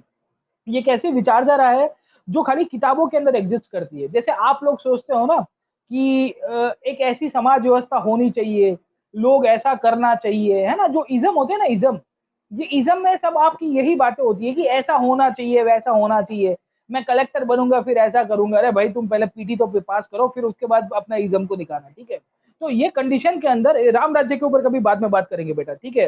What is the Ram राज्य एंड हाउ द राम राज्य इज डिफरिंग, एथिक्स के टॉपिक है ये सब, इसके ऊपर नहीं जा रहा हूँ, बट या अब समझते हैं कि सोशलिज्म कैसे उभर के आया, how the idea of socialism came into the picture. Socialism दो कारणों के लिए उभर के आया। पहला तो सोशलिज्म उभर के आया बिकॉज ऑफ कैपिटलिज्म। क्यों? क्योंकि पूंजीवाद ने जो तांडव किया, अभी हमने उसका तांडव पढ़ा एंड हमने देखा कि उसकी बहुत बड़ी इश्यूज क्रिएट चल रहे थे। तो कैपिटलिज्म में जो जो इश्यूज थे उसके कारण किसी और ने उसका एक ऑप्शन दिया, और वो ऑप्शन के कारण सोशलिज्म उभर के आया। दूसरा, सोशलिज्म की आइडियोलॉजिकल डॉक्ट्रिन जो है वो right from the early 1780s, जब इंडस्ट्रियल रिवॉल्यूशन शुरू हो रहा था, जब औद्योगिक क्रांति शुरू हुई थी इंग्लैंड के अंदर, उसी के ही कंटेम्प्रेरी टाइम्स में उभर के आ गया था। मतलब औद्योगिकरण का उतना इम्पैक्ट नहीं पड़ा था, उसके बावजूद भी समाजवाद नाम की विचारधारा, सोसाइटी के हाथ में पावर और कंट्रोल होना चाहिए, उसके ऊपर प्रपोज करने वाले लोग ऑलरेडी हो चुके थे। क्यों हुए थे उसके ऊपर भी डिस्कस करूंगा, बिकॉज उसके पीछे फ्रेंच रिवॉल्यूशन का बहुत बड़ा रोल प्ले है। अब सबसे पहले कैपिटलिज्म को क्रिटिसाइज किया गया है बाय द सोशलिज्म, और इसके कारण सोशलिज्म का उद्भव हुआ। Origin of socialism is lying on the capitalism model. Why? Because capitalism had some kind of inherent weaknesses. मैंने आपको अभी थोड़ी देर पहले बताया क्रिटिसिज्म ऑफ कैपिटलिज्म के अंदर, और मैंने आपको बताया कि बहुत ही कुछ गिने चुने लोग थे जिनके पास रिसोर्सेज आ गए, बहुत बड़ा इम्बैलेंस क्रिएट हुआ, मार्केट को मोनोपलाइज किया जाता है, पैसे के द्वारा आपने समाज, संस्कृति, राजकीय परिस्थितियों को, हर एक चीज को कैप्चर किया, किया कि नहीं किया साहब? अभी राज्यसभा के अंदर आपने इलेक्शंस के अंदर देखा होगा क्या हुआ, ठीक है। So what is happening everywhere, capitalism is triumphing, and because capitalism is triumphing because of the money power, and money will decide what will be the culture, money will decide how will be the society living, money will decide the political conditions as well. देखो आज की तारीख में आप समझने की कोशिश करो कि बड़ी बड़ी मल्टीनेशनल कंपनी सरकार को या जो भी पॉलिटिकल पार्टी से उनको पैसा देती है, और उनको कैसे भी करके इनका कल्चर चेंज कराने के लिए पुश करती है। कैसे? By bringing new reforms as a part of the education, by bringing new reforms in the form of the products that are available in the market, है ना। तो ये बहुत सारी चीजें हैं जहां पे हमको और वो ना मटेरियलिस्टिक बनाने की कोशिश की जाती है। तो ये हर चीज आपको कैपिटलिस्टिक पर्सपेक्टिव में मिलेगी, है ना। तो exploitation at the end of the public का होता है और एनवायरमेंट का होता है, इन दोनों का होगा। तो एनवायरमेंट का इशू तो उस टाइम पे नहीं था, पर पब्लिक का जो इशू था उस टाइम पे बहुत चल रहा था, और इसके कारण इनफैक्ट कैपिटलिज्म को क्रिटिसाइज करते हुए बहुत सारे थिंकर्स उभर के आए, और वो थिंकर्स ने कहा कि हमको इसका एक ऑल्टरनेटिव चाहिए। कुछ कुछ थिंकर्स ने ये भी कहा कि हम लोग अगर ऑल्टरनेटिव ना ला पाए तो विद इन कैपिटलिज्म हम लोग रिफॉर्म्स कर दे। समझ में आ रहा है कि नहीं आ रहा है? कैपिटलिज्म की एक विचारधारा है, उसको कंप्लीटली एनिहिलेट नहीं करना है, पर उसके अंदर ही रिफॉर्म्स कर दे। तो ये विद इन कैपिटलिज्म रिफॉर्म्स वाले भी लोग थे, कुछ कुछ ऑल्टरनेटिव वाले लोग थे। ऑल्टरनेटिव वाला लोग जो था उसमें से कार्ल मार्क्स आपको प्रोमिनेंट मिलेगा, क्योंकि इट वाज मार्क्स ओनली जिसने कहा कि ये सब पिपुड़ी नहीं बजाने का है कि रिफॉर्म्स रिफॉर्म्स करना है, डायरेक्टली हमको है ना क्रांति कर देनी है। तो जैसे इंडियन नेशनल मूवमेंट के अंदर आपने मॉडरेट्स देखे होंगे, याद आया कि नहीं आया? तो मॉडरेट्स की कहानी क्या थी कि वो लोग ब्रिटिश राज के अंदर रिफॉर्म्स चाहते थे, और इंडिया में जब एक्सट्रीमिस्ट उभर के आए थिंकर्स के रूप में, तो उन्होंने कहा कि भाई हम क्या चाहते हैं, आजादी, हमको स्वराज चाहिए। गेटिंग माय पॉइंट, है ना। तो ये कंडीशन आपको कैपिटलिज्म के अंदर भी मिलेगी, जहां पे कुछ लोग चाहते थे कि रिफॉर्म्स करें, कुछ लोग चाहते थे कि हम लोग क्या करें कि कहीं ना कहीं चेंज कर दे सिस्टम को फंडामेंटली। खैर, अब आगे समझने की कोशिश करते हैं कि कैपिटलिज्म का आइडियोलॉजिकल ओरिजिन कैसे हुआ, how the ideological origin of the capitalism started, and who was responsible behind the development of capitalism as a whole. हाँ, तो कैपिटलिज्म की जब हम लोग बात करेंगे, when we talking about capitalism, तो इसके आइडियाज दो जगह के ऊपर हमको मिलेंगे। एक तो इंग्लैंड में मिलेंगे, दूसरे कहां पे मिलेंगे? फ्रांस के अंदर। England and France, they are the two prominent places where the capitalism develop. England के अंदर जो डेवलप हुआ उसके पीछे का कारण क्या था, तो मैंने आपको बता दिया है ऑलरेडी, इंडस्ट्रियल रिवॉल्यूशन। याद आया कि नहीं है आपको? इंडस्ट्रियल रिवॉल्यूशन के कारण क्या हुआ था, तो मैंने आपको बताया कि सोसाइटी पूरे दो पार्ट के अंदर डिवाइड हो गई है। एक है हैव क्लास, दूसरा कौन सा है? Have not class. ये है और हैव नॉट के बीच में कॉन्स्टेंटली क्लास कंफ्लिक्ट हो रहा था, एक्सप्लोटेशन बढ़ रहा था, बहुत सारे लोगों की वैल्यूज बदल गई थी, अब पैसा कमाने का उनका मेन गोल हो गया था। इन सब परिस्थितियों में बहुत सारे लोगों ने कहा कि सोसाइटी के अंदर हमको पुराने एथिक्स के ऊपर चला जाना चाहिए, we should go back to the old ethics. आप समझिए कि औद्योगिक क्रांति ने आपके एथिक्स को चेंज किया है कि नहीं किया है, how the industrial revolution has impacted the ethics. हाँ, आप समझिए कि एथिक्स के अंदर ये बहुत ही इंपॉर्टेंट डिस्कशन बेस्ड टॉपिक है, जहाँ पे जहाँ जहाँ औद्योगिक क्रांति आपके वैल्यूज को बदल देती है। इंडिया 1990 के बाद और इंडिया 1990 के पहले एथिक्स के ऊपर अगर आप देखोगे तो आपकी पूरी वैल्यू सिस्टम बदल दी गई है, बदली है कि नहीं बदली है, गेटिंग माय पॉइंट और नॉट। हाँ, आप समझिए कि सुसाइड जो है आज की तारीख में हम लोग कहते हैं चलिए कि 1990 के पहले बढ़े होंगे या 1990 के बाद बढ़ गए। 1990 के पहले सुसाइड के केसेस बढ़े या उसके बाद? उसके बाद हमको ज्यादा मिलेंगे। क्यों? क्योंकि हमारी वैल्यूज बदल गई है। हमने जब वेस्टर्न मॉडल को अपनाया तो इंडिविजुअल सेंट्रिक अपनाया, इंडिविजुअल को ज्यादा तवज्जो दिया, प्राइवेसी को ज्यादा तवज्जो दिया, और फिर धीरे धीरे आदमी जो होता है वो कट आउट हो गया कंपटीशन के कारण एंड ऑल दिस केस। तो उन सब परिस्थितियों में जब कट आउट हो गया और फिर कंपटीशन का प्रेशर आया, देखा देखी आई, कंपेरिजन आया, इमोशंस जो है वो नहीं कर पाए। पहले के टाइम के अंदर आप देखिएगा कि कंपटीशन नहीं था, कंपटीशन लिमिटेड था। दूसरा क्या था कि लोग सेटिस्फाइड थे। I still remember my father's generation, they are so much satisfied and contentful with their life. तो मुझे बोलते रहते कि तू क्या भागा दौड़ी करता रहता है, मतलब 8 घंटा पढ़ा लेता है, 6 घंटा पढ़ाता है। तो मैंने कहा कि मुझे मजा आता है क्योंकि मुझे कम्पीट करना है, मुझे आगे जाना है, ये वो सरकारी जॉब लेके चिल मार रहे हैं, 60 साल की उम्र में रिटायर्ड हो गए, पेंशन खा रहे हैं, दुनिया देख रहे हैं, ये वो, ठीक है। तो आई हैव सीन कि so much of differences are there between my values and my father's values when it comes to the professional aspect of the life, ठीक है। ये हर जगह आपको मिलता रहता है। और फिर क्या होगा कि पहले के टाइम पे because they were living in a joint family, तो जो भी प्रॉब्लम था और आपका प्रॉब्लम आपका नहीं रहता था, वो पूरी सोसाइटी का बन जाता था। तो प्राइवेसी का कंसेप्ट तो था ही नहीं, और लोग इनफैक्ट हस्बैंड वाइफ के बीच में झगड़ा होता है ना, सबको पता होता है। आज ऐसा हो गया कि हस्बैंड वाइफ के बीच में झगड़ा हो गया तो it will lead to divorce and eventually कुछ कुछ एक्सट्रीम स्टेप में तो ये डिप्रेशन में, और क्या से क्या फिर सुसाइड का केस आ जाएगा, ठीक है। पहले तो क्या झगड़ पड़ते थे, कौन सी बड़ी बात है, पब्लिकली झगड़ पड़ते थे। आजकल नहीं, मेरा नाम खराब हो जाएगा, मेरे मेरी मेरी जो एक है ना एटिक्वेट है, मेरा वो क्या कहते हैं सेल्फ रिस्पेक्ट का एक कंसेप्ट आता है। अर्ली 1990s के पहले सेल्फ रिस्पेक्ट नाम का कंसेप्ट नहीं था, अगर आप ना पता हो तो बताता हूँ। कोई भी इनफैक्ट सोसाइटी में आपकी कह के लेके चला जाता था, पर सोसाइटी वो है ना ऑटोमेटिकली सॉल्व कर देती थी, ठीक है। तो अलग ही पॉइंट आपको मिलती रहेगी। खैर चलिए, ठीक है। तो इंडस्ट्रियलाइजेशन ने एथिक्स को बहुत बदला। यूरोप के अंदर की जो एथिकल वैल्यूज है, एथिकल सिस्टम है, उसको भी कहीं ना कहीं इंपैक्ट करेगा। और इन दिस कंडीशन जब सोसाइटी में एक्सप्लोटेशन बढ़ रहा है, तो किसी ने कहा कि इसको चेंज करना पड़ेगा, रिफॉर्म्स करना पड़ेगा। गेटिंग माय पॉइंट और नॉट? दूसरा आपको फ्रेंच रिवॉल्यूशन मिलेगा, we will also find the French revolution. France की क्रांति किसने की थी? अगर आपको याद होगा तो third estate was the body which was responsible behind the French revolution. हमने पढ़ा था फर्स्ट एंड सेकंड एस्टेट तो कुछ काम के नहीं थे, वो तो नालायक थे सबके सब, वो तो पैसा खा रहे थे, वो पैसे ही बना रहे थे, करप्शन थे। और सेंट कोल्यूट्स अगर आपको याद होगा, जो उस टाइम पे चाह रहे थे कि हम लोग इनफैक्ट कहीं ना कहीं क्रांति कर रहे हैं तो हमारे हाथ में पावर आना चाहिए। और जब फ्रांस की क्रांति हुई और जब संविधान लिखा गया, तो फ्रांस की क्रांति ने भी लोगों को एक ही चीज दी, याद आया कि नहीं आया? मैंने आपको बताया लिबर्टी दी। इक्वालिटी का जब कंसेप्ट आया तो इक्वालिटी नहीं मिल रही है, याद आया कि नहीं आया आपको? लिबर्टी सबको दी जाती है पर इक्वालिटी नहीं आई थी। नेपोलियन ने उल्टा कर दिया, उसने लिबर्टी ले ली और इक्वालिटी देने की कोशिश की। In the French Revolution, we had studied when the first phase of the and the second phase and the third phase of the French Revolution started, the Jacobin phase or the Directory phase or the National Assembly phase, we find liberty was not that much given. I would say liberty was given, but equality was not there. So when Napoleon came to power, Napoleon ने कहा कि मैं तुमको है ना power नहीं दूंगा liberty का, पर आपको इक्वल करके जाता हूँ, meritocracy and all this thing started, ठीक है। घुमा फिरा के जो भी सोसाइटी के अंदर इश्यूज चल रहे थे, इनइक्वालिटी के, जो पावर स्ट्रगल चल रही थी, उन सब परिस्थितियों में सोशलिस्ट मूवमेंट की शुरुआत हो गई। यूरोप के अंदर फ्रांस और इंग्लैंड दोनों ऐसी जगह है जहां पे इंडस्ट्रियल रिवॉल्यूशन और फ्रेंच रिवॉल्यूशन का फाउंडेशन हुआ, और इसी के कारण यहाँ पे ही आपको समाजवाद का भी उद्भव मिलेगा। Getting my point? इनिशियली जो सोशलिज्म था उसको हम लोग कहते हैं यूटोपियन सोशलिज्म। क्या कहते हैं? यूटोपियन सोशलिज्म, ठीक है। ये एक ऐसी टेक्स्ट बुक डेफिनेशन है जहां पे आपको लगेगा कि सब कुछ एकदम चंगा, हाँ सब चंगा सी, हम लोग नहीं कहते, ठीक है। तो ये जो है ना सब चंगा सी वाला जो कंसेप्ट है वो चलता रहेगा, ठीक है, कि ये पत्ते ऐसे चलेंगे, ये पेड़ पौधे ऐसे चल रहे हैं, ठीक है।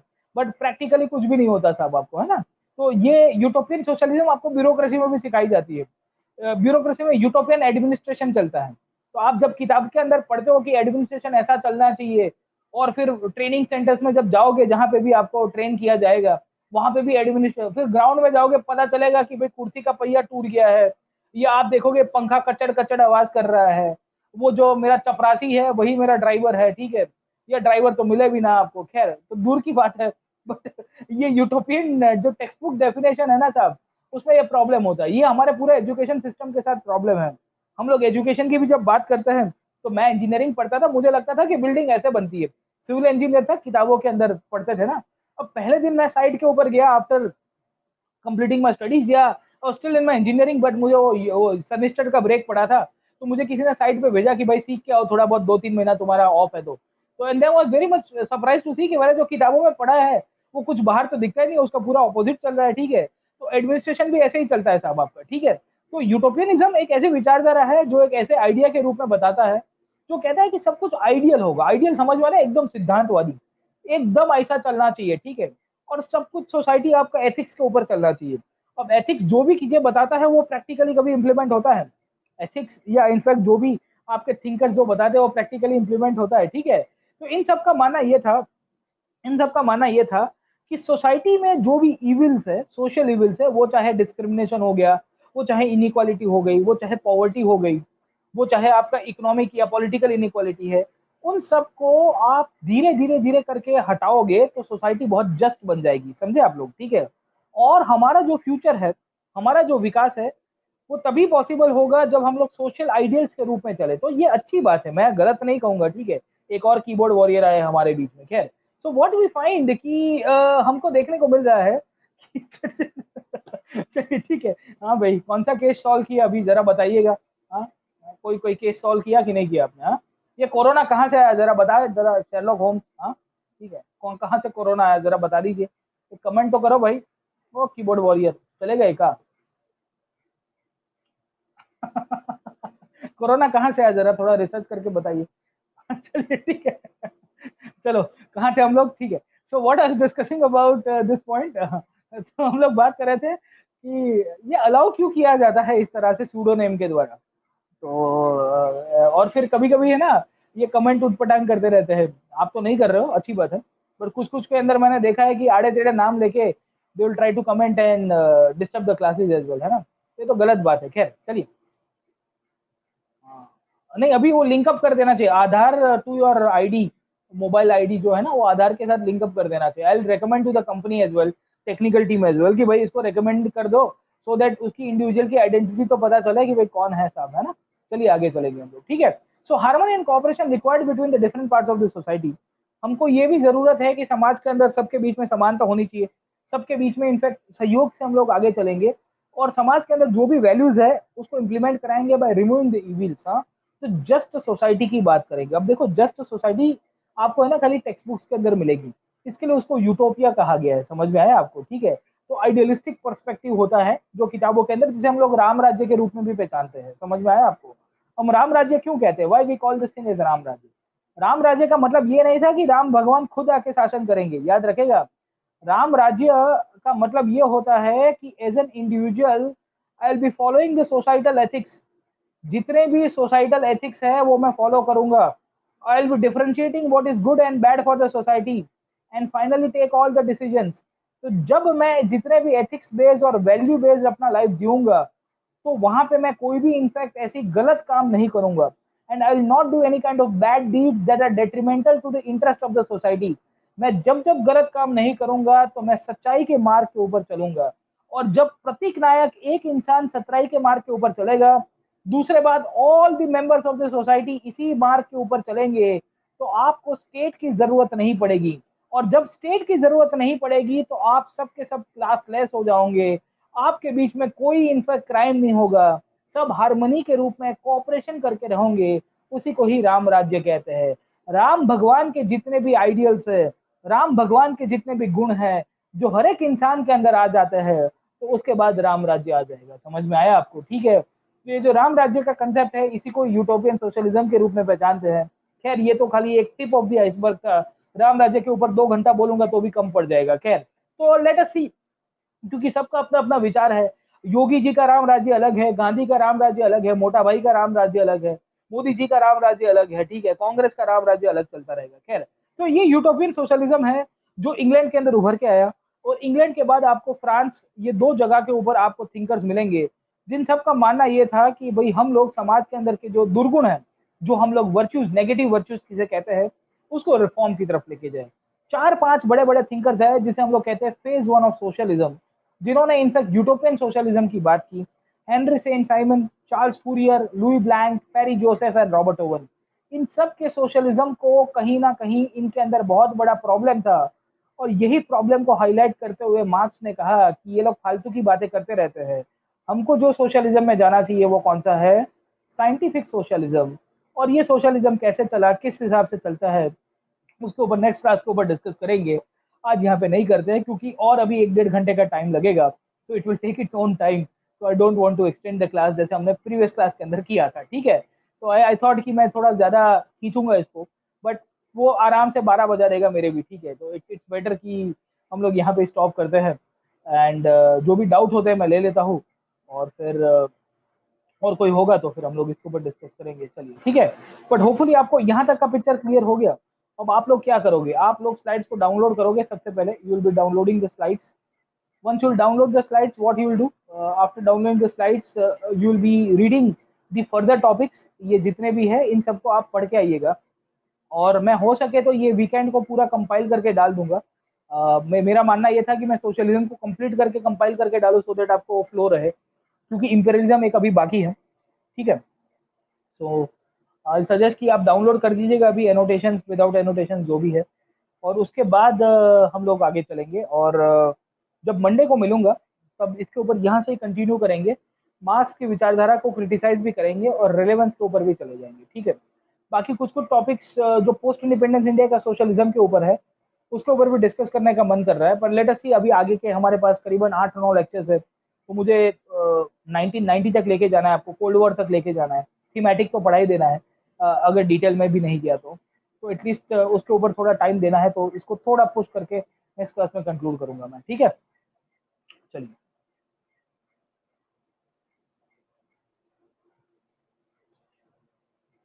What is confederation meaning in political terms?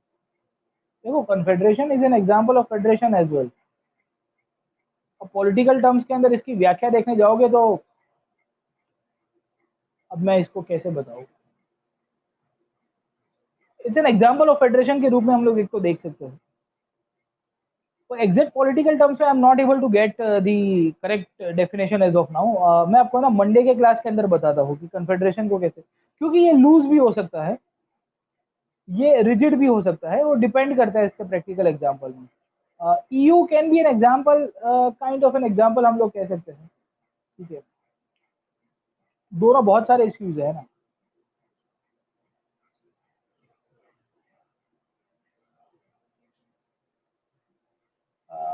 Thank you आकांक्षा, अच्छा लगा हमको।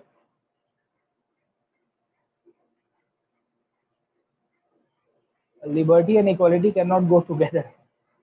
देखो, लिबर्टी के रूप से आपने फ्रीडम दे दिया, ठीक है। अब इक्वालिटी, जब आपकी सोसाइटी अगर सब सेम लेवल के ऊपर है ना, तो दोनों चल सकता है। जब सोसाइटी आपकी कॉम्पोजिट रहती है तो वहां पे ये प्रॉब्लम होगा, जैसे इंडिया की सोसाइटी है। क्योंकि आपको अगर मैंने फ्रीडम दे दी कि बेटा तुम चलो, तुम दौड़ो रेस के अंदर, और you belong to the privilege class, तो ऑब्वियस है कि मेरे राइट्स को इन्फ्रिंज करेगा। गेटिंग माय पॉइंट और नॉट? पर अगर सोसाइटी के जितने भी मेंबर्स है वो सबके सबका सोशियो इकोनॉमिक कंडीशन सेम हो गया है, तो liberty and equality can go hand in hand, ठीक है, उसमें कोई प्रश्न नहीं है। Indian model of capitalism is different from the western. Yes, देखो, कैपिटलिज्म का जो मॉडल होता है वो वेरी करता है place to place. It depends on the society, it depends on the culture, depends on the political party that is in power as well, ठीक है। जैसे अमेरिका के अंदर आप देखें तो जो डेमोक्रेट्स पावर के ऊपर आते हैं उनका कैपिटलिस्टिक मॉडल अलग है, और जो रिपब्लिकन है उनका कैपिटलिस्टिक मॉडल अलग है। Republicans are completely in the favour of free market, Democrats थोड़ा बहुत सोशल इंसेंटिव के ऊपर भी बिलीव करते हैं। तो ये बर्नी सैंडर्स और ये सब को आपने देखा होगा, ओबामा को देखा होगा, तो ये सब के सब आप देखोगे तो सोशलिज्म बेस्ड कैपिटलिज्म करते हैं। तो ओबामा ने एक बिल लेके आया था, ओबामा केयर, तो वो फ्री हेल्थ केयर और इन सब का उसने बात की थी उसके ऊपर। और जैसे ही ये ट्रम्प पावर के ऊपर है, रिपब्लिकन्स के ऊपर, तो उसने कहा कि no no private sector should be given the task of the health insurance sector, and सरकार को इसमें इंक्लूड करने की जरूरत नहीं है, ठीक है। तो कैपिटलिज्म भी बहुत वेरी करता है पॉलिटिकल पार्टी विचारधारा के ऊपर। इंडिया का खुद का है, इंडिया ने मिक्स्ड इकोनॉमी अपनाई है, आपने पढ़ी होगी इकोनॉमी के अंदर, मिक्स्ड इकोनॉमी का जो कंसेप्ट है वो क्यों चलता है, दोनों का मिक्सचर करके, ठीक है।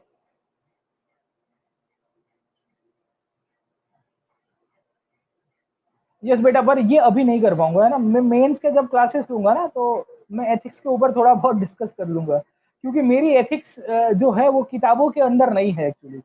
मेरा एथिक्स थोड़ा किताबों के बाहर का एथिक्स है। मैं डेफिनेशन भी जो देखता हूँ वो बाहर की निकालता हूँ।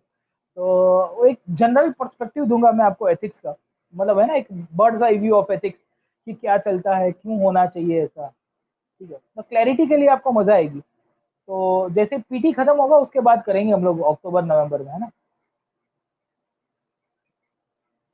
Yes, anything that does not change, dynamic नहीं होता है, उसके अंदर फंडामेंटलिज्म आता है। आप देखिए कम्युनिज्म जो सोशलिज्म का भाई है, या कम्युनिज्म विच इज सब पार्ट ऑफ सोशलिज्म, वो कितना चेंज हो गया है, देखा कि नहीं देखा आपने, हाँ? अगर मार्क्स जिंदा होता तो चाइना को देके खुद सुसाइड कर देता, या 11 जिनपिंग को गोली मार देता। समझ में आ रहा है कि नहीं आ रहा?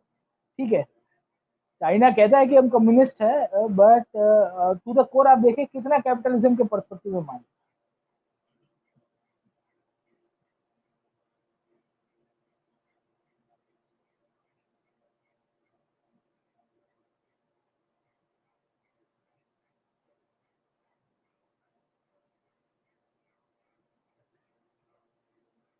Someday please covid take care class of the socialist. हाँ, वो तो पोस्ट कोविड इम्पैक्ट के ऊपर थोड़ा बहुत डिस्कस करूंगा। इम्पैक्ट है ना, ओवरऑल इम्पैक्ट करके ऊपर, अभी खत्म तो होने दो कोविड को यार। कोविड तो अभी खत्म होगा तब जाके करेंगे। अपने फोटो में ना रहे उतना ही ध्यान रख रहे हैं अभी आज की तारीख में, है ना। According to Lenin, why nationalism is conflicting with socialism.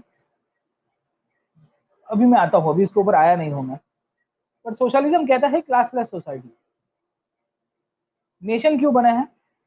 Nation बने हैं on the base of culture, on the base of the classes. हाँ, हम सब इकोनॉमिकली वेल टू डू है, हमने एक नया कंट्री बना दिया, समझे, डॉलरिस्तान। Getting my point. कहता है क्लासलेस सोसाइटी। अब जब क्लासलेस हो जाएगी तो स्टेट की जरूरत नहीं होगी। स्टेट क्यों बनाते हैं? Why we have state? State is there to protect the interest of the masses. State का एक ही काम है, प्रोटेक्शन, उससे ज्यादा का कोई काम नहीं है। स्टेट उभर के ही आया था सोशल कॉन्ट्रैक्ट की थियरी में, जब हॉब्स ने बताया था लेवाथन के रूप में, या लॉग भी कहता है इन सब परिस्थितियों में, ठीक है। Law and order, rule of law को एस्टेब्लिश कर। जब क्लासलेस हो जाएगी, आपके कोई कंफ्लिक्ट ही नहीं होंगे ना सोसाइटी में। कंफ्लिक्ट नहीं होगी तो बॉर्डर्स की जरूरत नहीं है। बॉर्डर्स नहीं होगी तो नेशन नहीं होगा। Every whole world will be the workers. Long live revolution बात होती है। तो राष्ट्रवाद जहां जहां आता है, वहां वहां आपका समाजवाद कंफ्लिक्ट में आएगी। तो राष्ट्रवाद क्या कहता है? हमारा राष्ट्र महाराष्ट्र है, हम इनफैक्ट शासन करेंगे पूरी वर्ल्ड के ऊपर।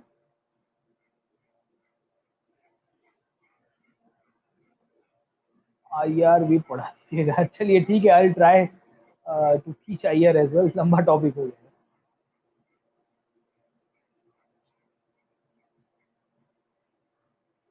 कंज्यूमरिस्टिक है ना सोसाइटी, कंज्यूमरिस्टिक है, मटेरियलिस्टिक कंसेप्ट के ऊपर चलती है सोसाइटी का। वही है, देखो, फ्राइडे काम करो, सैटरडे संडे लास वेगास जाओ, एटलांटिक सिटी जाओ, उड़ा दो साहब, है ना, सट्टा खेल लो, हाँ, जुआ मार दो सब लोग, है ना। सोसाइटी कंज्यूमरिस्टिक है। उनका सेविंग्स का कंसेप्ट चलता नहीं। 2008 में इसके लिए पीट गए, 2020 में भी मारे गए ये लोग, कोविड के कारण इनकी हालत खराब हो गई। वेरस हमारी देखिए सेविंग्स सबसे ज्यादा इंडियंस के पास है आज की तारीख में, ठीक है। सेविंग्स आई है तो इकोनॉमिक क्राइसिस आ गए, चलो आपके घर की बात करता हूँ, मेरे घर की बात करता हूँ, सेविंग्स आ गए, जॉब चली गई है, उसका मतलब ये नहीं कि मैं भूखा मर रहा हूँ। समझ में आया कि नहीं है? क्योंकि मेरे पास सेविंग्स है ना। जॉब चली गई है, कोई बात नहीं, प्राइवेट सेक्टर में काम करता हूँ, पर सेविंग्स है, पैसा बचा के रखा है फॉर सम, वो है ना। हमारे हमारे एथिक्स कैसे थे? तो मेरे दादाजी कहा करते थे कि बेटा जितने पैर हो ना उतनी चद्दर आपको फैलानी चाहिए, ठीक है, उससे ज्यादा चद्दर फैलाने की जरूरत नहीं है आपको, ठीक है, पाव फैलाने की जरूरत नहीं है। तो वो एथिक्स है हमारे, तो हम कंज्यूमरिस्टिक नहीं है। मुझे थंब रूल किसी ने सिखाया था कि अगर तुम्हारी इनकम 100 रुपीज की हो, तब जाके 10 रुपए स्पेंड करने की औकात रखेगा, 10 टाइम्स वाली। गेटिंग माई पॉइंट और नॉट? अगर तुम गाड़ी लेने का प्लान करो which is costing 10 rupees, car is costing 10 rupees, make sure you are earning 100 rupees a year, तब जाके गाड़ी लेना, वरना मत लेना। अभी सोशलिज्म के ऊपर आया नहीं हूँ यार, ठीक है, नेक्स्ट क्लास के ऊपर आऊंगा ना, अभी बाकी है ना, पूरा टॉपिक बाकी है। अभी सोशलिज्म कम्युनिज्म देखो तो सही कहाँ पे है। अभी आया हूँ सोशलिज्म वर्सेस कम्युनिज्म, कहाँ गया? ये रहा, ठीक है, सोशलिज्म कम्युनिज्म अभी आया ही नहीं है।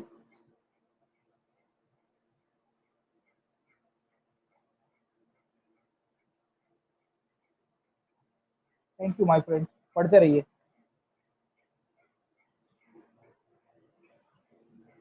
अभी आऊंगा यार, अभी वर्ल्ड वर्ल्ड वॉर्स को पढ़ाने दो, तब जाके टोटालिटेरियनिज्म फासिज्म के ऊपर आऊंगा, ठीक है, आई will be talking about that. Thank you.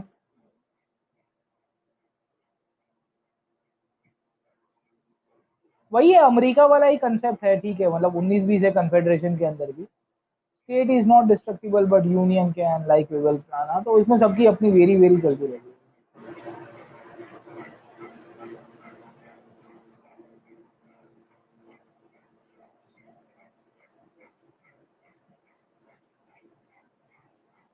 Practically यही होता है, ठीक है, प्रैक्टिकली हर बार यही होता है।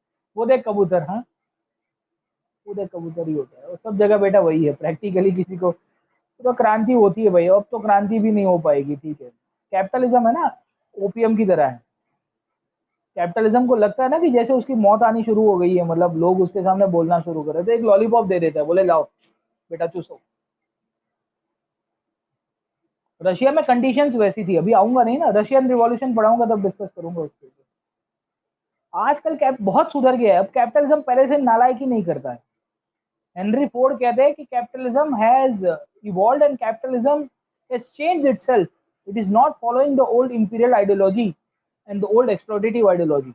आज कैपिटलिज्म अलाउ करता है लेबर यूनियंस को, आज कैपिटलिज्म अलाउ करता है कि कोई बात नहीं, मैं बैंक बनाऊंगा, आपको पैसा ब्याज के ऊपर दूंगा, और आप मेरे बैंक के द्वारा दिए हुए जो पैसे हैं उन्हीं से ही, इनफैक्ट मेरी दुकान में जाके मेरी इंडस्ट्रीज का बनाया हुआ जो सामान है वो खरीदेगा ईएमआई के ऊपर, समझे आप लोग? ठीक है, तो बहुत बड़ी गेम है कैपिटलिज्म की। तो कैपिटलिज्म बहुत और बहुत ही इंट्रेंच हो गया है, तो इसको हटाना भी मुश्किल है। और अगर आप मुझे पूछोगे तो मैं तो सपोर्ट करता हूँ, क्योंकि मैं भी सोचता हूँ कि भाई अपना भी बिलियनर्स के अंदर ये टॉप 10 वाले जो है ना इनइक्वालिटी वाले, उनमें अपना भी नाम होना चाहिए, क्यों नहीं होना चाहिए, है ना? तो स्विस बैंक में खाता अपना भी खुलना चाहिए साहब, है ना? ठीक है, क्यों नहीं होना चाहिए साहब? हाँ, लेजिटिमेट मीन से पैसा कमाओ और स्विस बैंक में खाता खोलो। स्विट्जरलैंड में बैंक में खाता खोलाने का ऐसा तो नियम है नहीं कि आप लेजिटिमेट पैसा नहीं रख सकते वहां पे, ठीक है। लेजिटिमेसी के रूप में कमाओगे तो क्या प्रॉब्लम है ना? ठीक है, समझे? लंबी कहानी है, चलिए, ओके, समझ में आ गया आपको?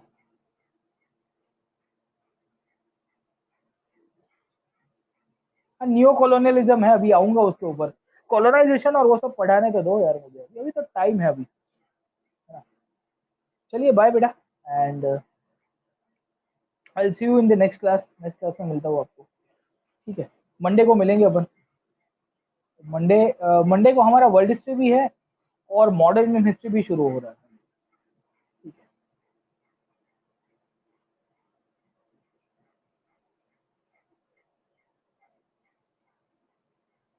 अब पाकिस्तान से है कितना है यार, गिन के 2 बिलियन 3 बिलियन का ट्रेड हो रहा है, चाइना के साथ 50 बिलियन का ट्रेड हो रहा है, उसमें भी we are more dependent.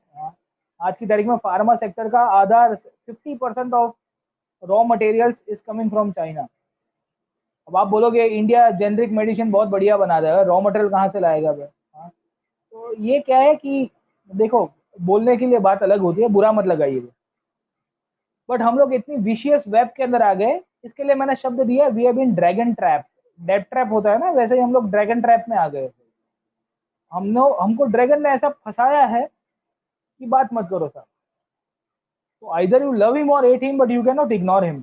Dragon ने हमारे साथ ये गेम की है, सब तरह से फंसा, और पूरी दुनिया के साथ ये किया है, ये ट्रम्प इतना गाली दे रहा है, वो कुछ नहीं उखाड़ पा रहा है। मैं तुम्हारे ये कर दूंगा, वो कर दूंगा, फला, पता है क्या कर पाएगा। ठीक है, ये ड्रैगन ट्रैप नाम का एक शब्द है, ये प्रतीक नायक ने दिया है। ठीक है, एक होता है debt trap, middle income trap, low income trap, ये ड्रैगन ट्रैप करके एक शब्द है, ऐसा फंसाया है ड्रैगन ने, ऐसा गोल गोल करके। ठीक है, जिसमें रखते क्यों है, तो आप सोचिए अपने हिसाब से। वर्ल्ड वॉर्स के ऊपर आऊंगा, स्विस बैंक के ऊपर डिस्कस कर लूंगा। चलिए ठीक है। चाइना ने ना ये गंजेड़ी लोगों के वाला गेम किया है। जो ड्रग सेलर होता है ना इनिशियली, वो पहले आपको फ्री में ड्रग देता है, बोले बेटा एक आध कस मार ले, तेरा जीवन का सब प्रॉब्लम सॉल्व हो जाएगा। तो चाइना ने पहले वही किया और उसके बाद डंपिंग करना शुरू की, अब देखो नालायकी करना शुरू कर दिया।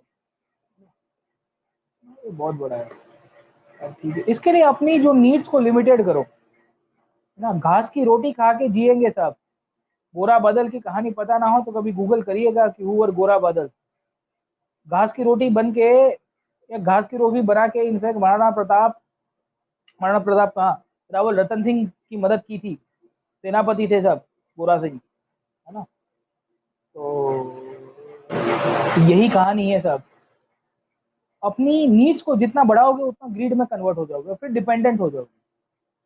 अपनी नीड्स को लिमिटेड रखोगे आप, टाइम बीइंग अभी जो कंडीशन है, तो कोई प्रॉब्लम नहीं होगा, you will be able to survive in the bad times as well. ठीक है, चलिए कंक्लूड करता हूँ, I see you on Monday. And आप थोड़ा इसको पढ़ लीजिएगा, आप आगे की स्लाइड्स जो है डाउनलोड करके। चलो bye, all the best, good night.